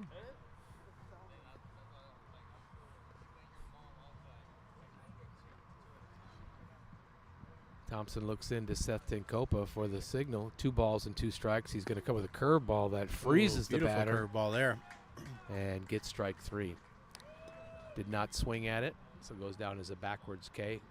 We'll give Seth Tinkopa the credit on that for calling the right pitch, and Thompson for being able to deliver it. That finishes up 3 innings, 3 frames. I'm going to ask Mr. Bryan, if he'll tell me the score, because I might have not It counted them is all. 19 on the Thunder side and 0 for the Power. Definitely a lopsided game. Looks like we're going to play some more baseball, though. Yeah, in most cases, I don't know, I guess can always change, but usually you have to get to the 4th inning before a mercy rule kicks in, and that's usually 15-0 or 15 spread. So if Thunder hangs on, we may see this game ending after the 4th inning, as they already have a 19-run lead and looking to add to that as they come to the top of the 4th inning.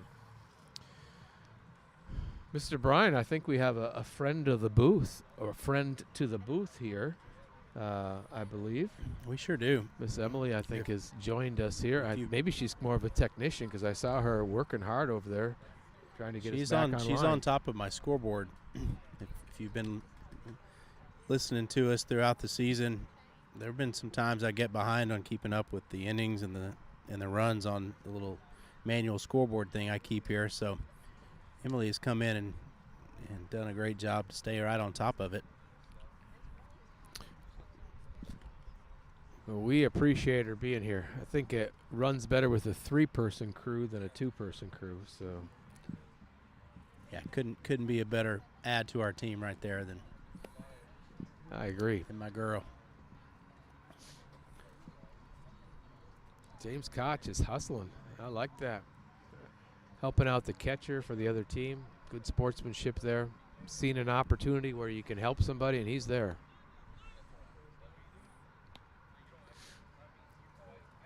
So we're in the middle of, we're transitioning to the top of the 4th inning here. Power does bring out their 4th pitcher of the night, and he's a right-hander, number 13. I believe maybe he caught earlier, or maybe he was some other positions as well. I think maybe Brian, maybe you said that he was the number 4 hitter, or just maybe he was the one that was the last batter out. Yeah, there. you're right. He had been the catcher.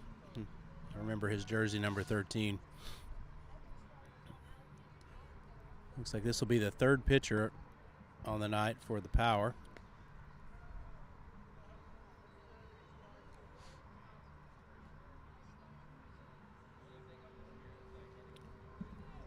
Looks like he's got another one or couple of warm-up pitches to go, and then he'll be ready.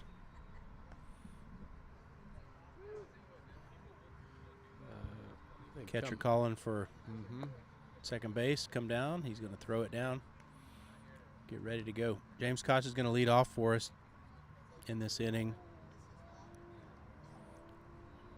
And we'll be back to the top of the order. It's going to be Koch, Thompson, Tencopa.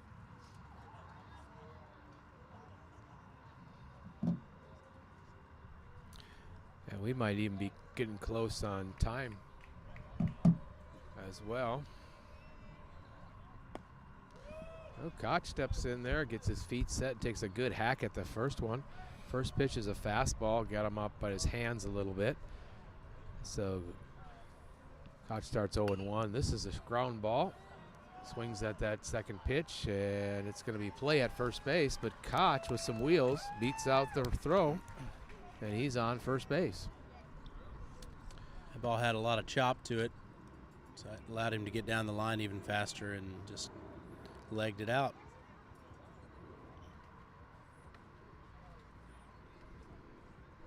So number 16 steps in to the batter's box. He hits from the right-hand side and takes the first pitch up by his helmet, and he does duck it out of the way for ball 1. Thompson steps to the plate, gets his feet set in there again, and this time he can't get his helmet out of the way as he gets hit. That one drifted more and more and more inside, and he turned, tried to dodge it, and just kind of glanced off his helmet. Thankfully, didn't hit him too hard there, but his hit by pitch stats just got another tally to it, and there's no catching him. Second place on the team is like 3 versus his like 16. So Seth Tencopa steps to the plate, number 48, hits from the right-hand side. Been taking some good swings tonight, getting a lot of bat on the ball. This one misses just inside. Looked favorable for a while, and then it has a little bit of a tail back in on Seth, so he needed to kind of hop out of the way. Seth Tinkopa now sitting at a 2-0 count. Hands are ready. And this one gets him in the hands a little bit, and he fouls it up. The catcher is not quite able to handle that one, so Seth stays alive, and it'll go down as a strike.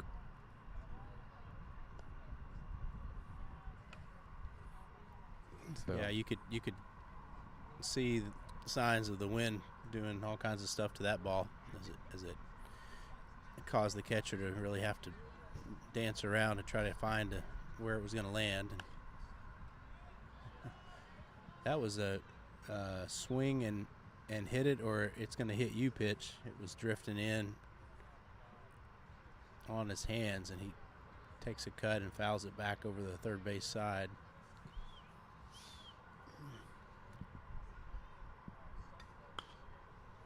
This one, Tinkopa lifts up to the right field side. Goes the other way with it. Gets it to drop in front of the right fielder. Koch had to stay near second in case that one was caught, so he just advances one base. Bases are loaded with a quite capable hitter stepping in right here with Cavazos. He's probably not going to be bunting right here, would you say? I think you can count on that. I think he's looking to drive one here. He takes the first pitch outside, about belt high. Second pitch moves Jackson back a little bit. He kind of hops back as it kind of comes near his shins. So two balls, no strikes. And now this one, he rips to center field. The center fielder's going straight back. That's 400 feet that it's going to bounce off the fence, off the ground, one hop. And he's going to hustle in for a stand-up triple. But he ripped that one. That got past the center fielder in a quick time as he clears the bases other than himself. And now he's decided to do some push-ups over there on third base. I think maybe How much do you think he missed a home run on that one, Doug? Not a whole lot. Not a whole lot. It did, hit the ground and then bounced up and hit the fence. So hit it to the deepest part of the field. Yeah, he might have just hit the 400 sign itself, so you could tell exactly where it was. Swinging the bat well. Loving to see it. Drew Moore steps to the plate here with Cavazos at third base. And Drew takes the first pitch for a ball. And then he swings at the second pitch. And this one he gets a piece of over towards right field line, but the first baseman's able to back up and make the play. So he catches the ball for a pop-out. And that's the first out of the inning, I believe.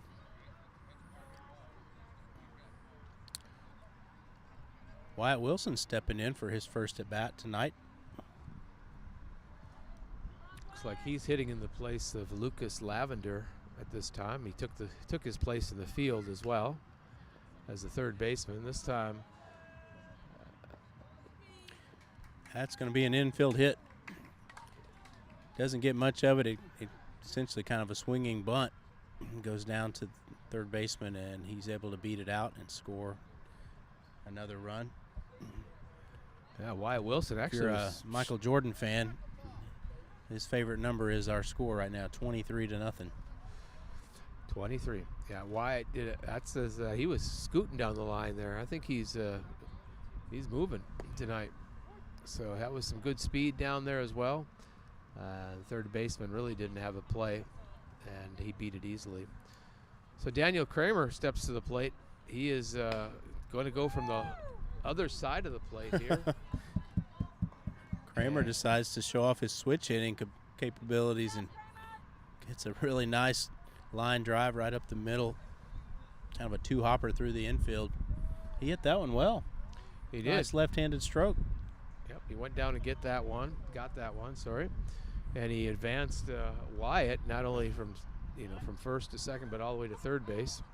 So Kramer's at first and Wyatt at third. And now I think Kramer started a trend because Gilson's stepping in now as a left-handed batter. Trying to get a little real game rep as a switch hitter. Boy, he turns on that one, hits it, line drives, but gets ahead of it down the first base line.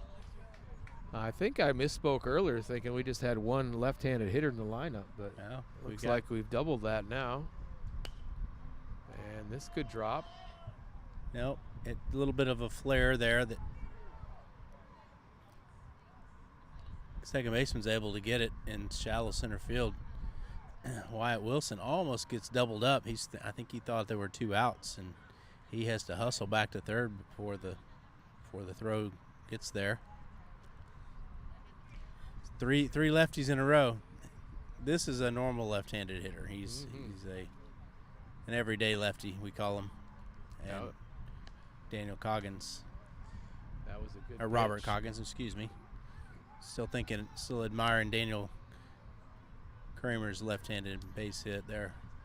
So runners at first and third. Got Wyatt Wilson over at third. Got Daniel Kramer at first. And Thomas Coggins steps in. He fouls that one back. He's down to the count 0-2 at this time. This ball he looks at, that's low and in the dirt. So good job of eyeing that one up.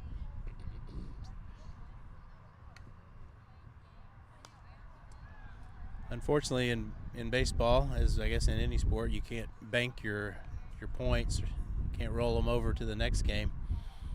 That'd be nice. Got a few extra ones tonight.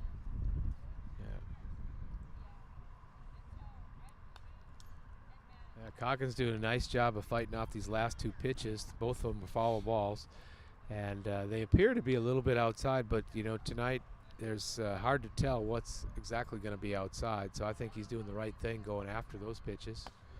This ball looks like it was almost going to hit him, but he's able to get a bat on it, and he grounds the ball to the shortstop, who fields it clean, throws over to the second baseman, who's covering second for the force out and also the third out of the inning. Yeah, 4 runs came across there for the Thunder. And if the stats are correct here on Game Changer, it's showing that Thunder has not only 23 runs, but 23 hits tonight. So every hit has been productive. Looks like we're going to get a new pitcher as we... Excuse me, we're 24-3 as I'm seeing another run that I missed. Sorry about that, Doug. No worries. It looks like we're as we get warming up, as we see some new positions or new players in different positions. Notice that looks like we're going to have a new pitcher to start this inning, and that's another Seth Tinkopa. So Seth Tinkopa is going to come from behind the plate and get up on the mound, and he's going to show, his pitches as he warms up here.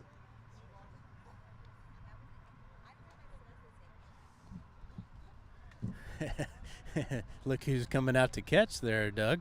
It's like your son, smiling ear to ear. It's been a while since he's caught, but I'm sure he's doing it because his he actually he got a little bit of catching time the other night.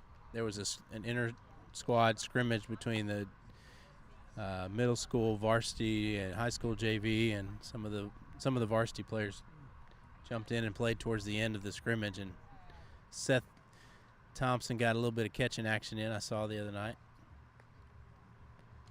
He's a gamer. I mean, any position, he'll play it, but he caught some when he was younger, correct? He did, yep. He and Wyatt used to trade off a little bit when they were in the lower, leagues.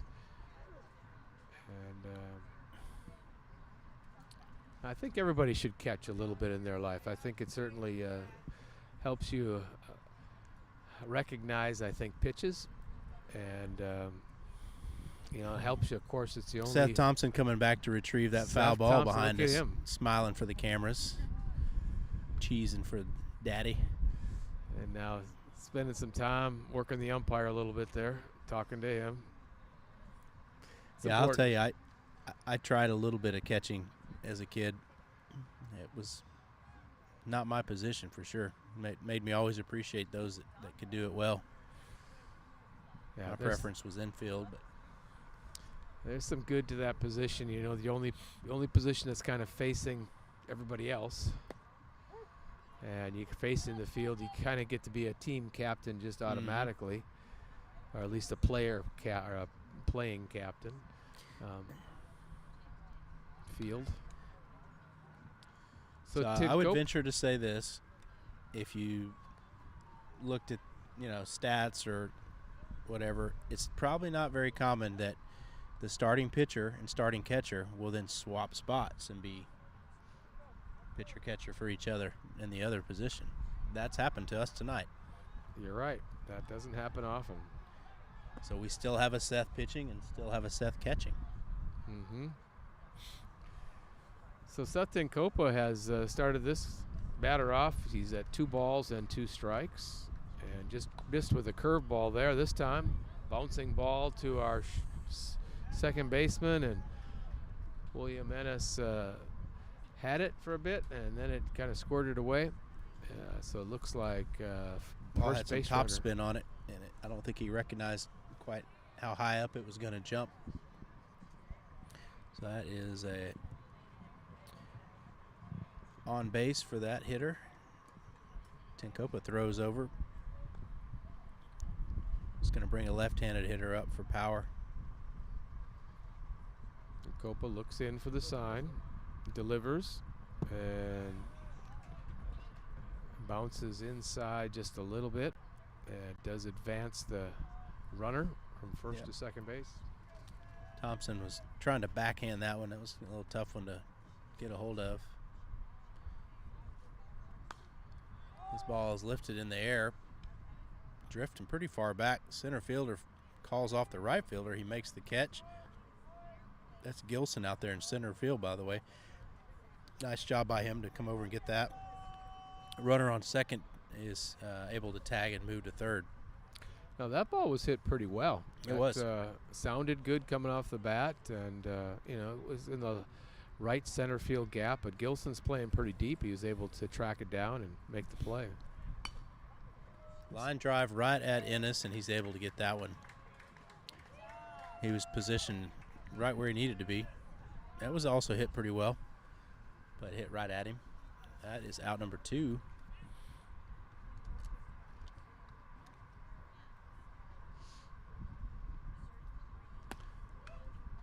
I don't know if I failed to mention that on the catch of Gilson, they were able to tag, and now they do have a runner at third base. So Tinkopa in the stretch. Curveball gets through. It's behind Thompson, but no advancing on that as the guy at third. Tinkopa comes and covers. Tinkopa's throwing a lot of curveballs. He has not pitched much, if at all, this season, so It's a nice fastball that got by him. yeah, understandably he's gonna have to kind of find his mechanics out there, get in the groove a little bit.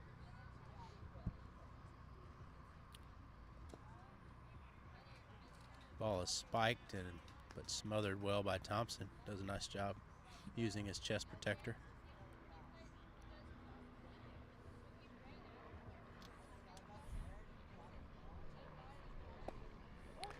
That ball's right down the tube.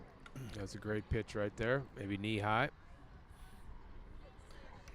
Apologize, Game Changer had recorded another run, but it's 23, not 24. Just for those that might be keeping score at home. So Seth Tinkopa, he comes in with an inside fastball there. Yeah, nice job. Records the strikeout. Strikeout backwards K looking there. And I believe that's going to do it. I'm not seeing a signal to game ending yet, but they're going out to the field.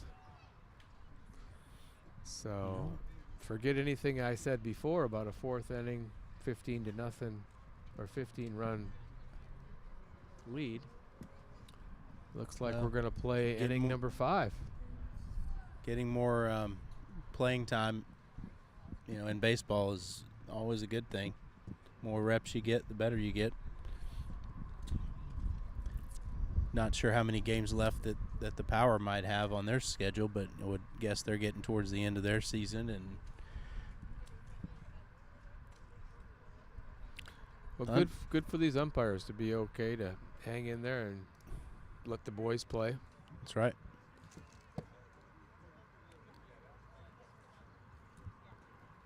If you listen the other night, I don't know, we didn't talk a whole lot about it, but it was an unexpected umpiring situation where, usually the JV teams for both these teams play each other prior to the varsity. And during that game, the home plate umpire just hard to describe it. He was making some really questionable calls and frustrating everybody, and the other umpire even had to stand up to him and try to talk some direction into him, but ultimately he decided he was going to just leave, and so he left and left us with just one umpire. But we were able to get a former Thunder player to step in and do a great job filling in, be the field umpire. So anyway, to that point, we appreciate these umpires tonight just doing their jobs well and sticking with the night. Good point. The umpiring position is not always an easy one by any means, and we appreciate. And they seem to like our boys, our Thunder guys as well. So I'm hoping that They also like umpiring for Thunder, I hear, because they pay on the spot as soon as the game's over. That's not a bad way to go. So here we are at the top of the 5th inning, and James Koch steps to the plate. Number 15 takes a cut at that first pitch, just a little bit underneath it. According to the score sheet, Doug, shows that James Koch is 4 for 4 tonight. I believe I would say that's a good night. That ball has been jumping off his bat tonight. He's patient right now. Yep, doing a good job laying off some high pitches. This pitcher's working fast, definitely pumping them in there. So 3 balls and 1 strike to James Koch as he looks to swing at this one, and he does. More like an ephus pitch there. Yeah, he chased that one. So that loads the count at 3 balls and 2 strikes, and he Staying alive, staying alive. He just gets a piece of it. Seth Thompson is hustling after that He's hustling, but that's not his foul ball. That's not his top speed right there. It's probably 3/4.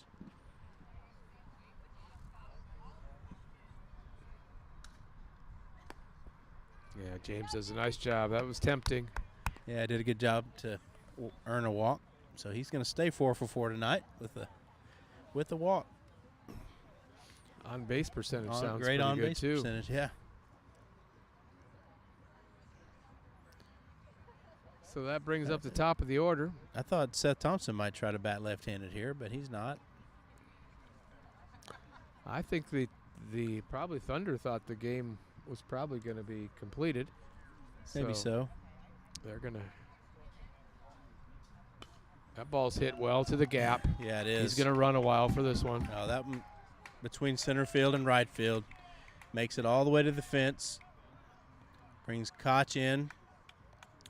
And Thompson was thinking about maybe trying to come home, but he's held up at third. My goodness, that would have been. We've got plenty of triples tonight. That would have been the third inside the Parker for the night, or maybe fourth. I don't know. Kind of runs together. Yeah, I really like that swing because he waited on it. He let the ball travel in more and hit it really hard to that right center power alley. Uh-oh. Tinkopa hits a jumps on the base first hit, pitch. He but hits a he base is- hit, but he gets He gets by the center fielder, and that means off to the races. So much territory in center field that he scores all the way around inside the park home run, number 3 for the night for the Thunder. Yeah, it's fun to watch Tinkopa run when he turns on the burners there. There was no making even a play once he decided he was going to turn it all on. That brings our score to 26-0. If you're playing football, you're thinking that's the kind of score you might see if you shut out a team, but not so much baseball. Reminds me of a game that Texas A&M played the other day against the University of Georgia.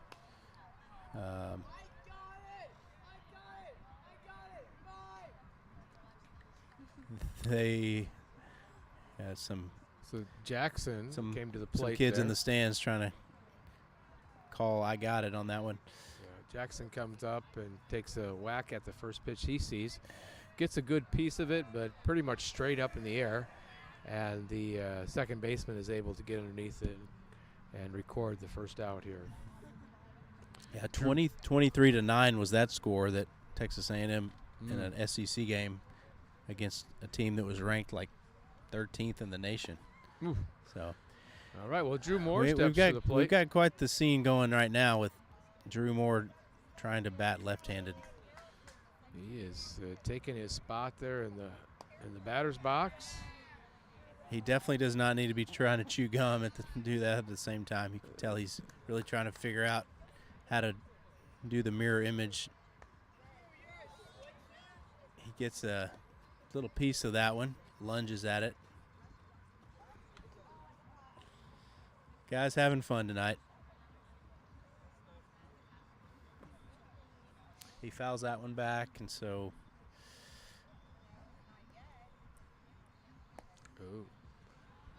thought about it a little bit and then kept his hands back.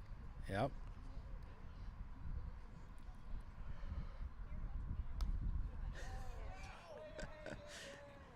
Kind of lunges for that one, gets a piece of it, fouls it back.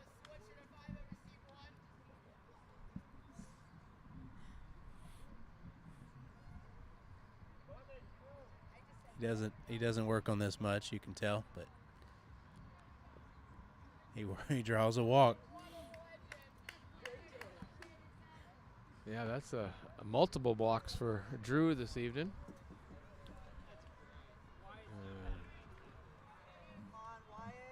Wyatt Wilson, number 77, steps to the plate.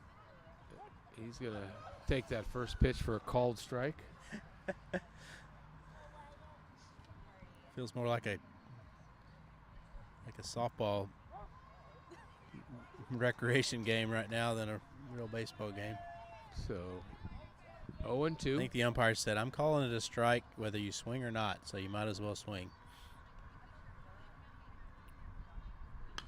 Oh, what a rip. I mean, that was a rocket. A legit rocket rip as a left-handed hitter, Wyatt Wilson. That was pretty. It was. Pulled it all above the second baseman, all Yeah. the way out to the right fielder. One hopped, and it was a line drive. I mean, if you didn't know him or hadn't seen him play, you would not be. You would think he's a left-handed hitter, really, the way he swung that. Kramer takes a cut at the first pitch. He steps to the plate and watches the second pitch to even the count at 1-1 strike.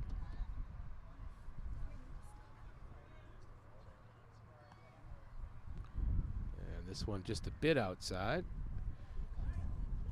Put the count at 2-1 strike. Kramer gets jammed a little bit on that one. Caleb Gilson coming in retrieving that foul ball like a champ. He got a good jump on that foul ball. He was on it. At this point, we're looking for anything to commentate on, aren't we, Doug? Yes, this has been a lot of runs. Kramer works the counts to 3-2 strikes. Runners on first and second. And this one, pitcher kind of tries to dart it in there and doesn't quite get it to the plate. Well, I think it's safe to say the Thunder are probably going to hold on to this lead and bring a victory in. So going to be a win for the Thunder, and good news for the Astros. They didn't lose tonight, but they didn't play either. So. Oh, okay.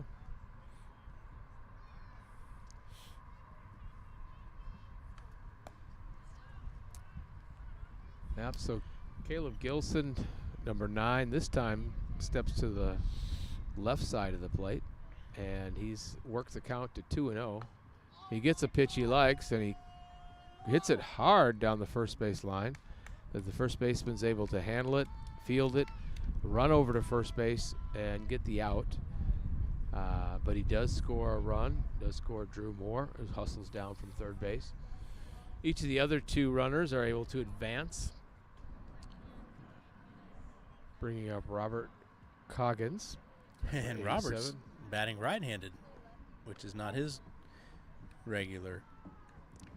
I think he called that a strike, even though it bounced. Yeah. But I could be wrong.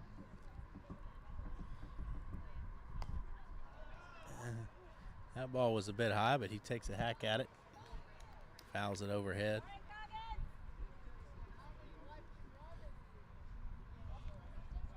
So 0 balls and 2 strikes, and comes in and takes a hack at it, but does miss it.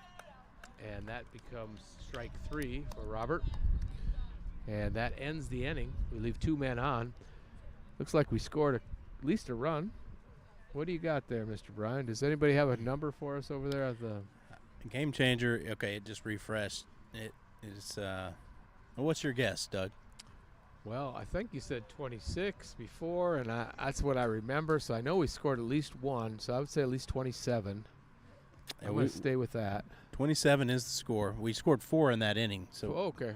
It was 23-0 before we started. Gotcha. Okay. So have scored in every inning and managed to keep the shutout intact. I would think this would be the last at bat for the Power. I would think, but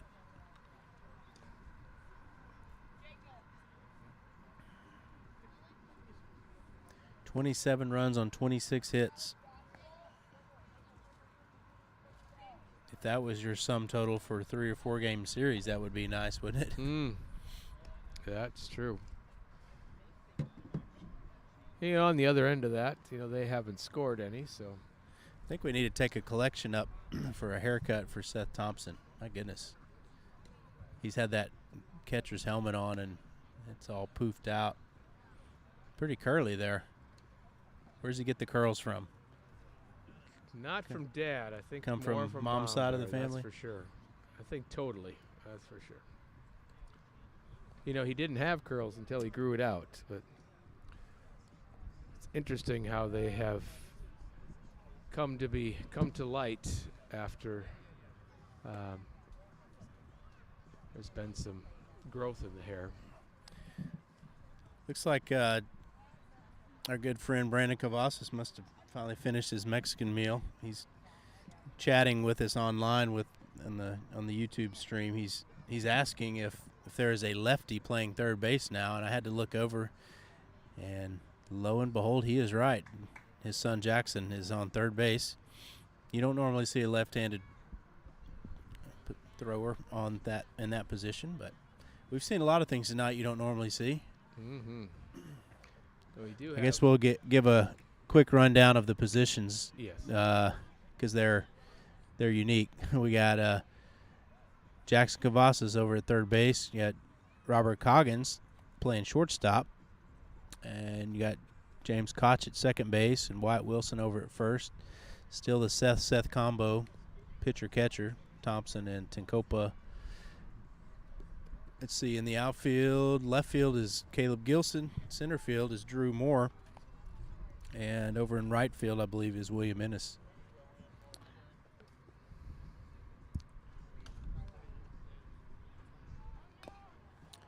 Ball is chopped off the plate and goes foul. So Tenkopa throwing strikes, coming on in. ahead of this batter a little bit here. We'll see if he's given the curveball opportunity here, and he does. A little bit outside and in the dirt there. Good spot to miss. This time he challenges him, throws a strike right at knee high down the middle, and he does get that backwards K. Nice for the job of first pitching batter. tonight by Tinkopa, who has not been called on much this season to do that. That one looks like he kind of reared back at and had a little extra velocity and kind of fooled their batter there to get that first out.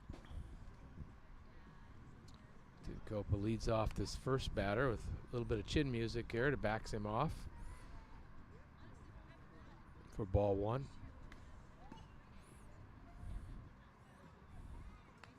Copa comes So back. let's with play a little. Did you know, or play some trivia? So, the Thunder played, I think 27 games, something like that.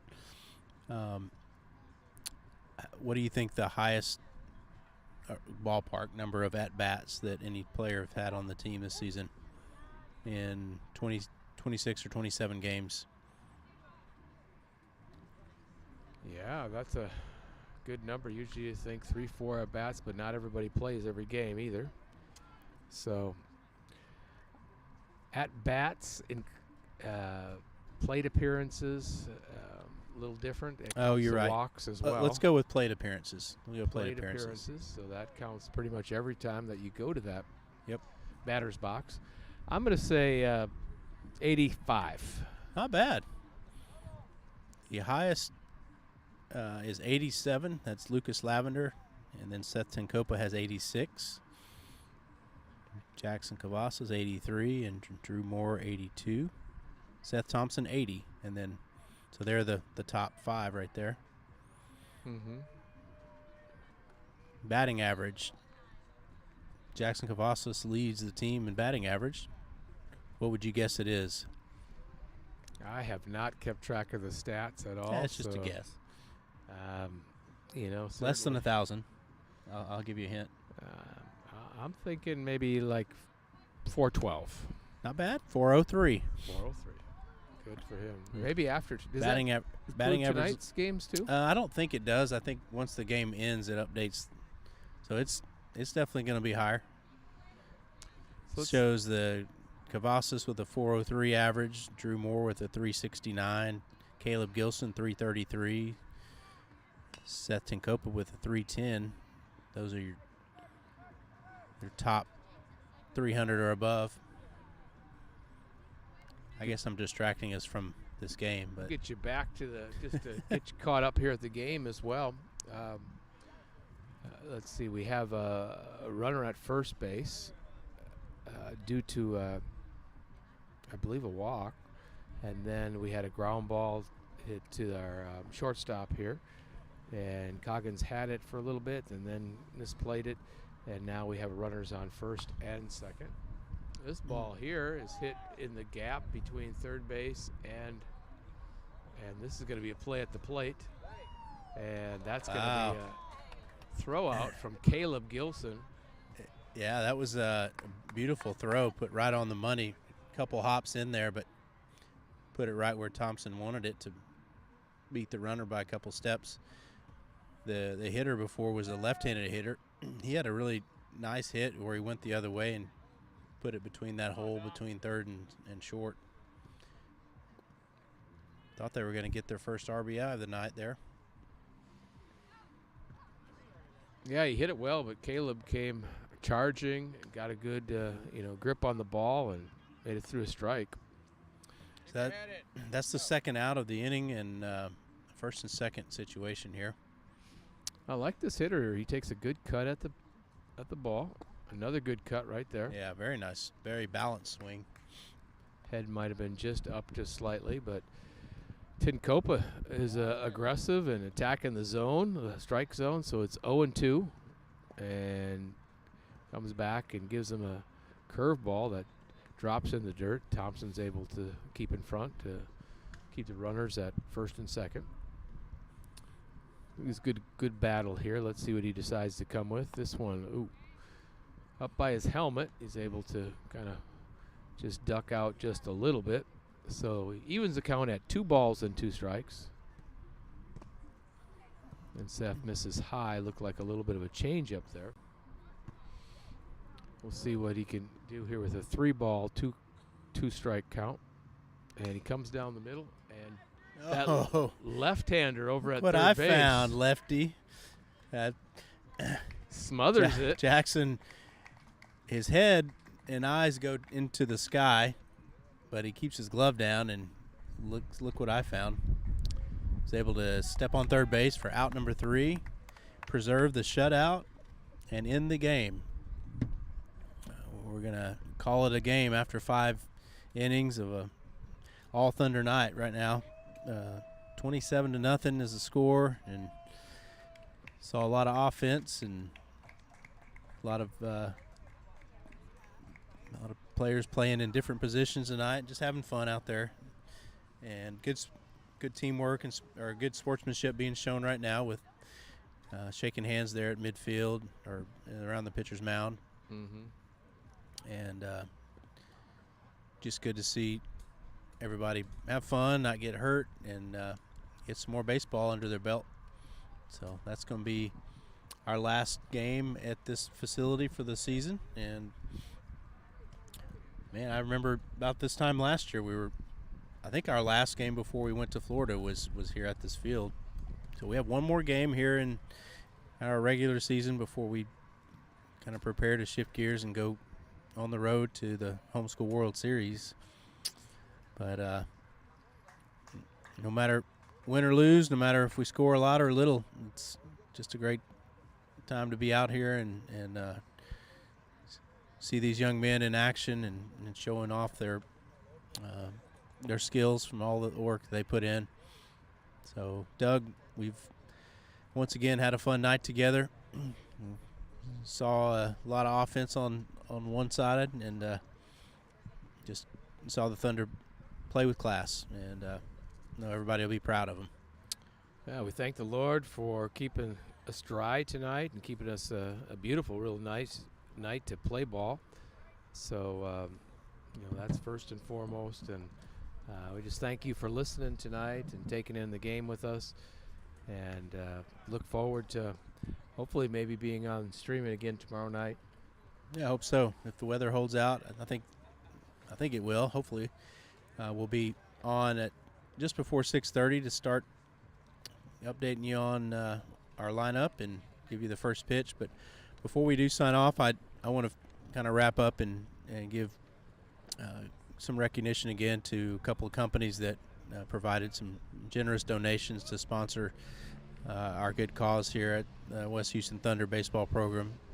They provided what's called a World Series championship level sponsorships, and the two companies are Deep Sea Technologies. First of all, they are engineering and manufacturing of subsea oil and gas equipment, and also they do projects for that, and their website is deepsea-tech.com, and we appreciate them very much. And the other is a local based company out of Katy called Katy Capital Investments, and they're a preferred funding source for real estate investors, and they also provide above market returns to private equity partners, and their website is katycapitalinvestments.com.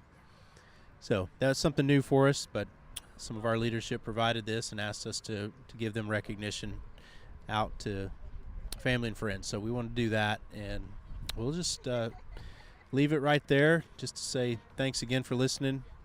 Thanks for being a part of it, and thanks for just all you do to support these young men and the coaches and players, or the coaches and their families. So we'll give you the last word. I'll say God bless and roll Thunder. Doug?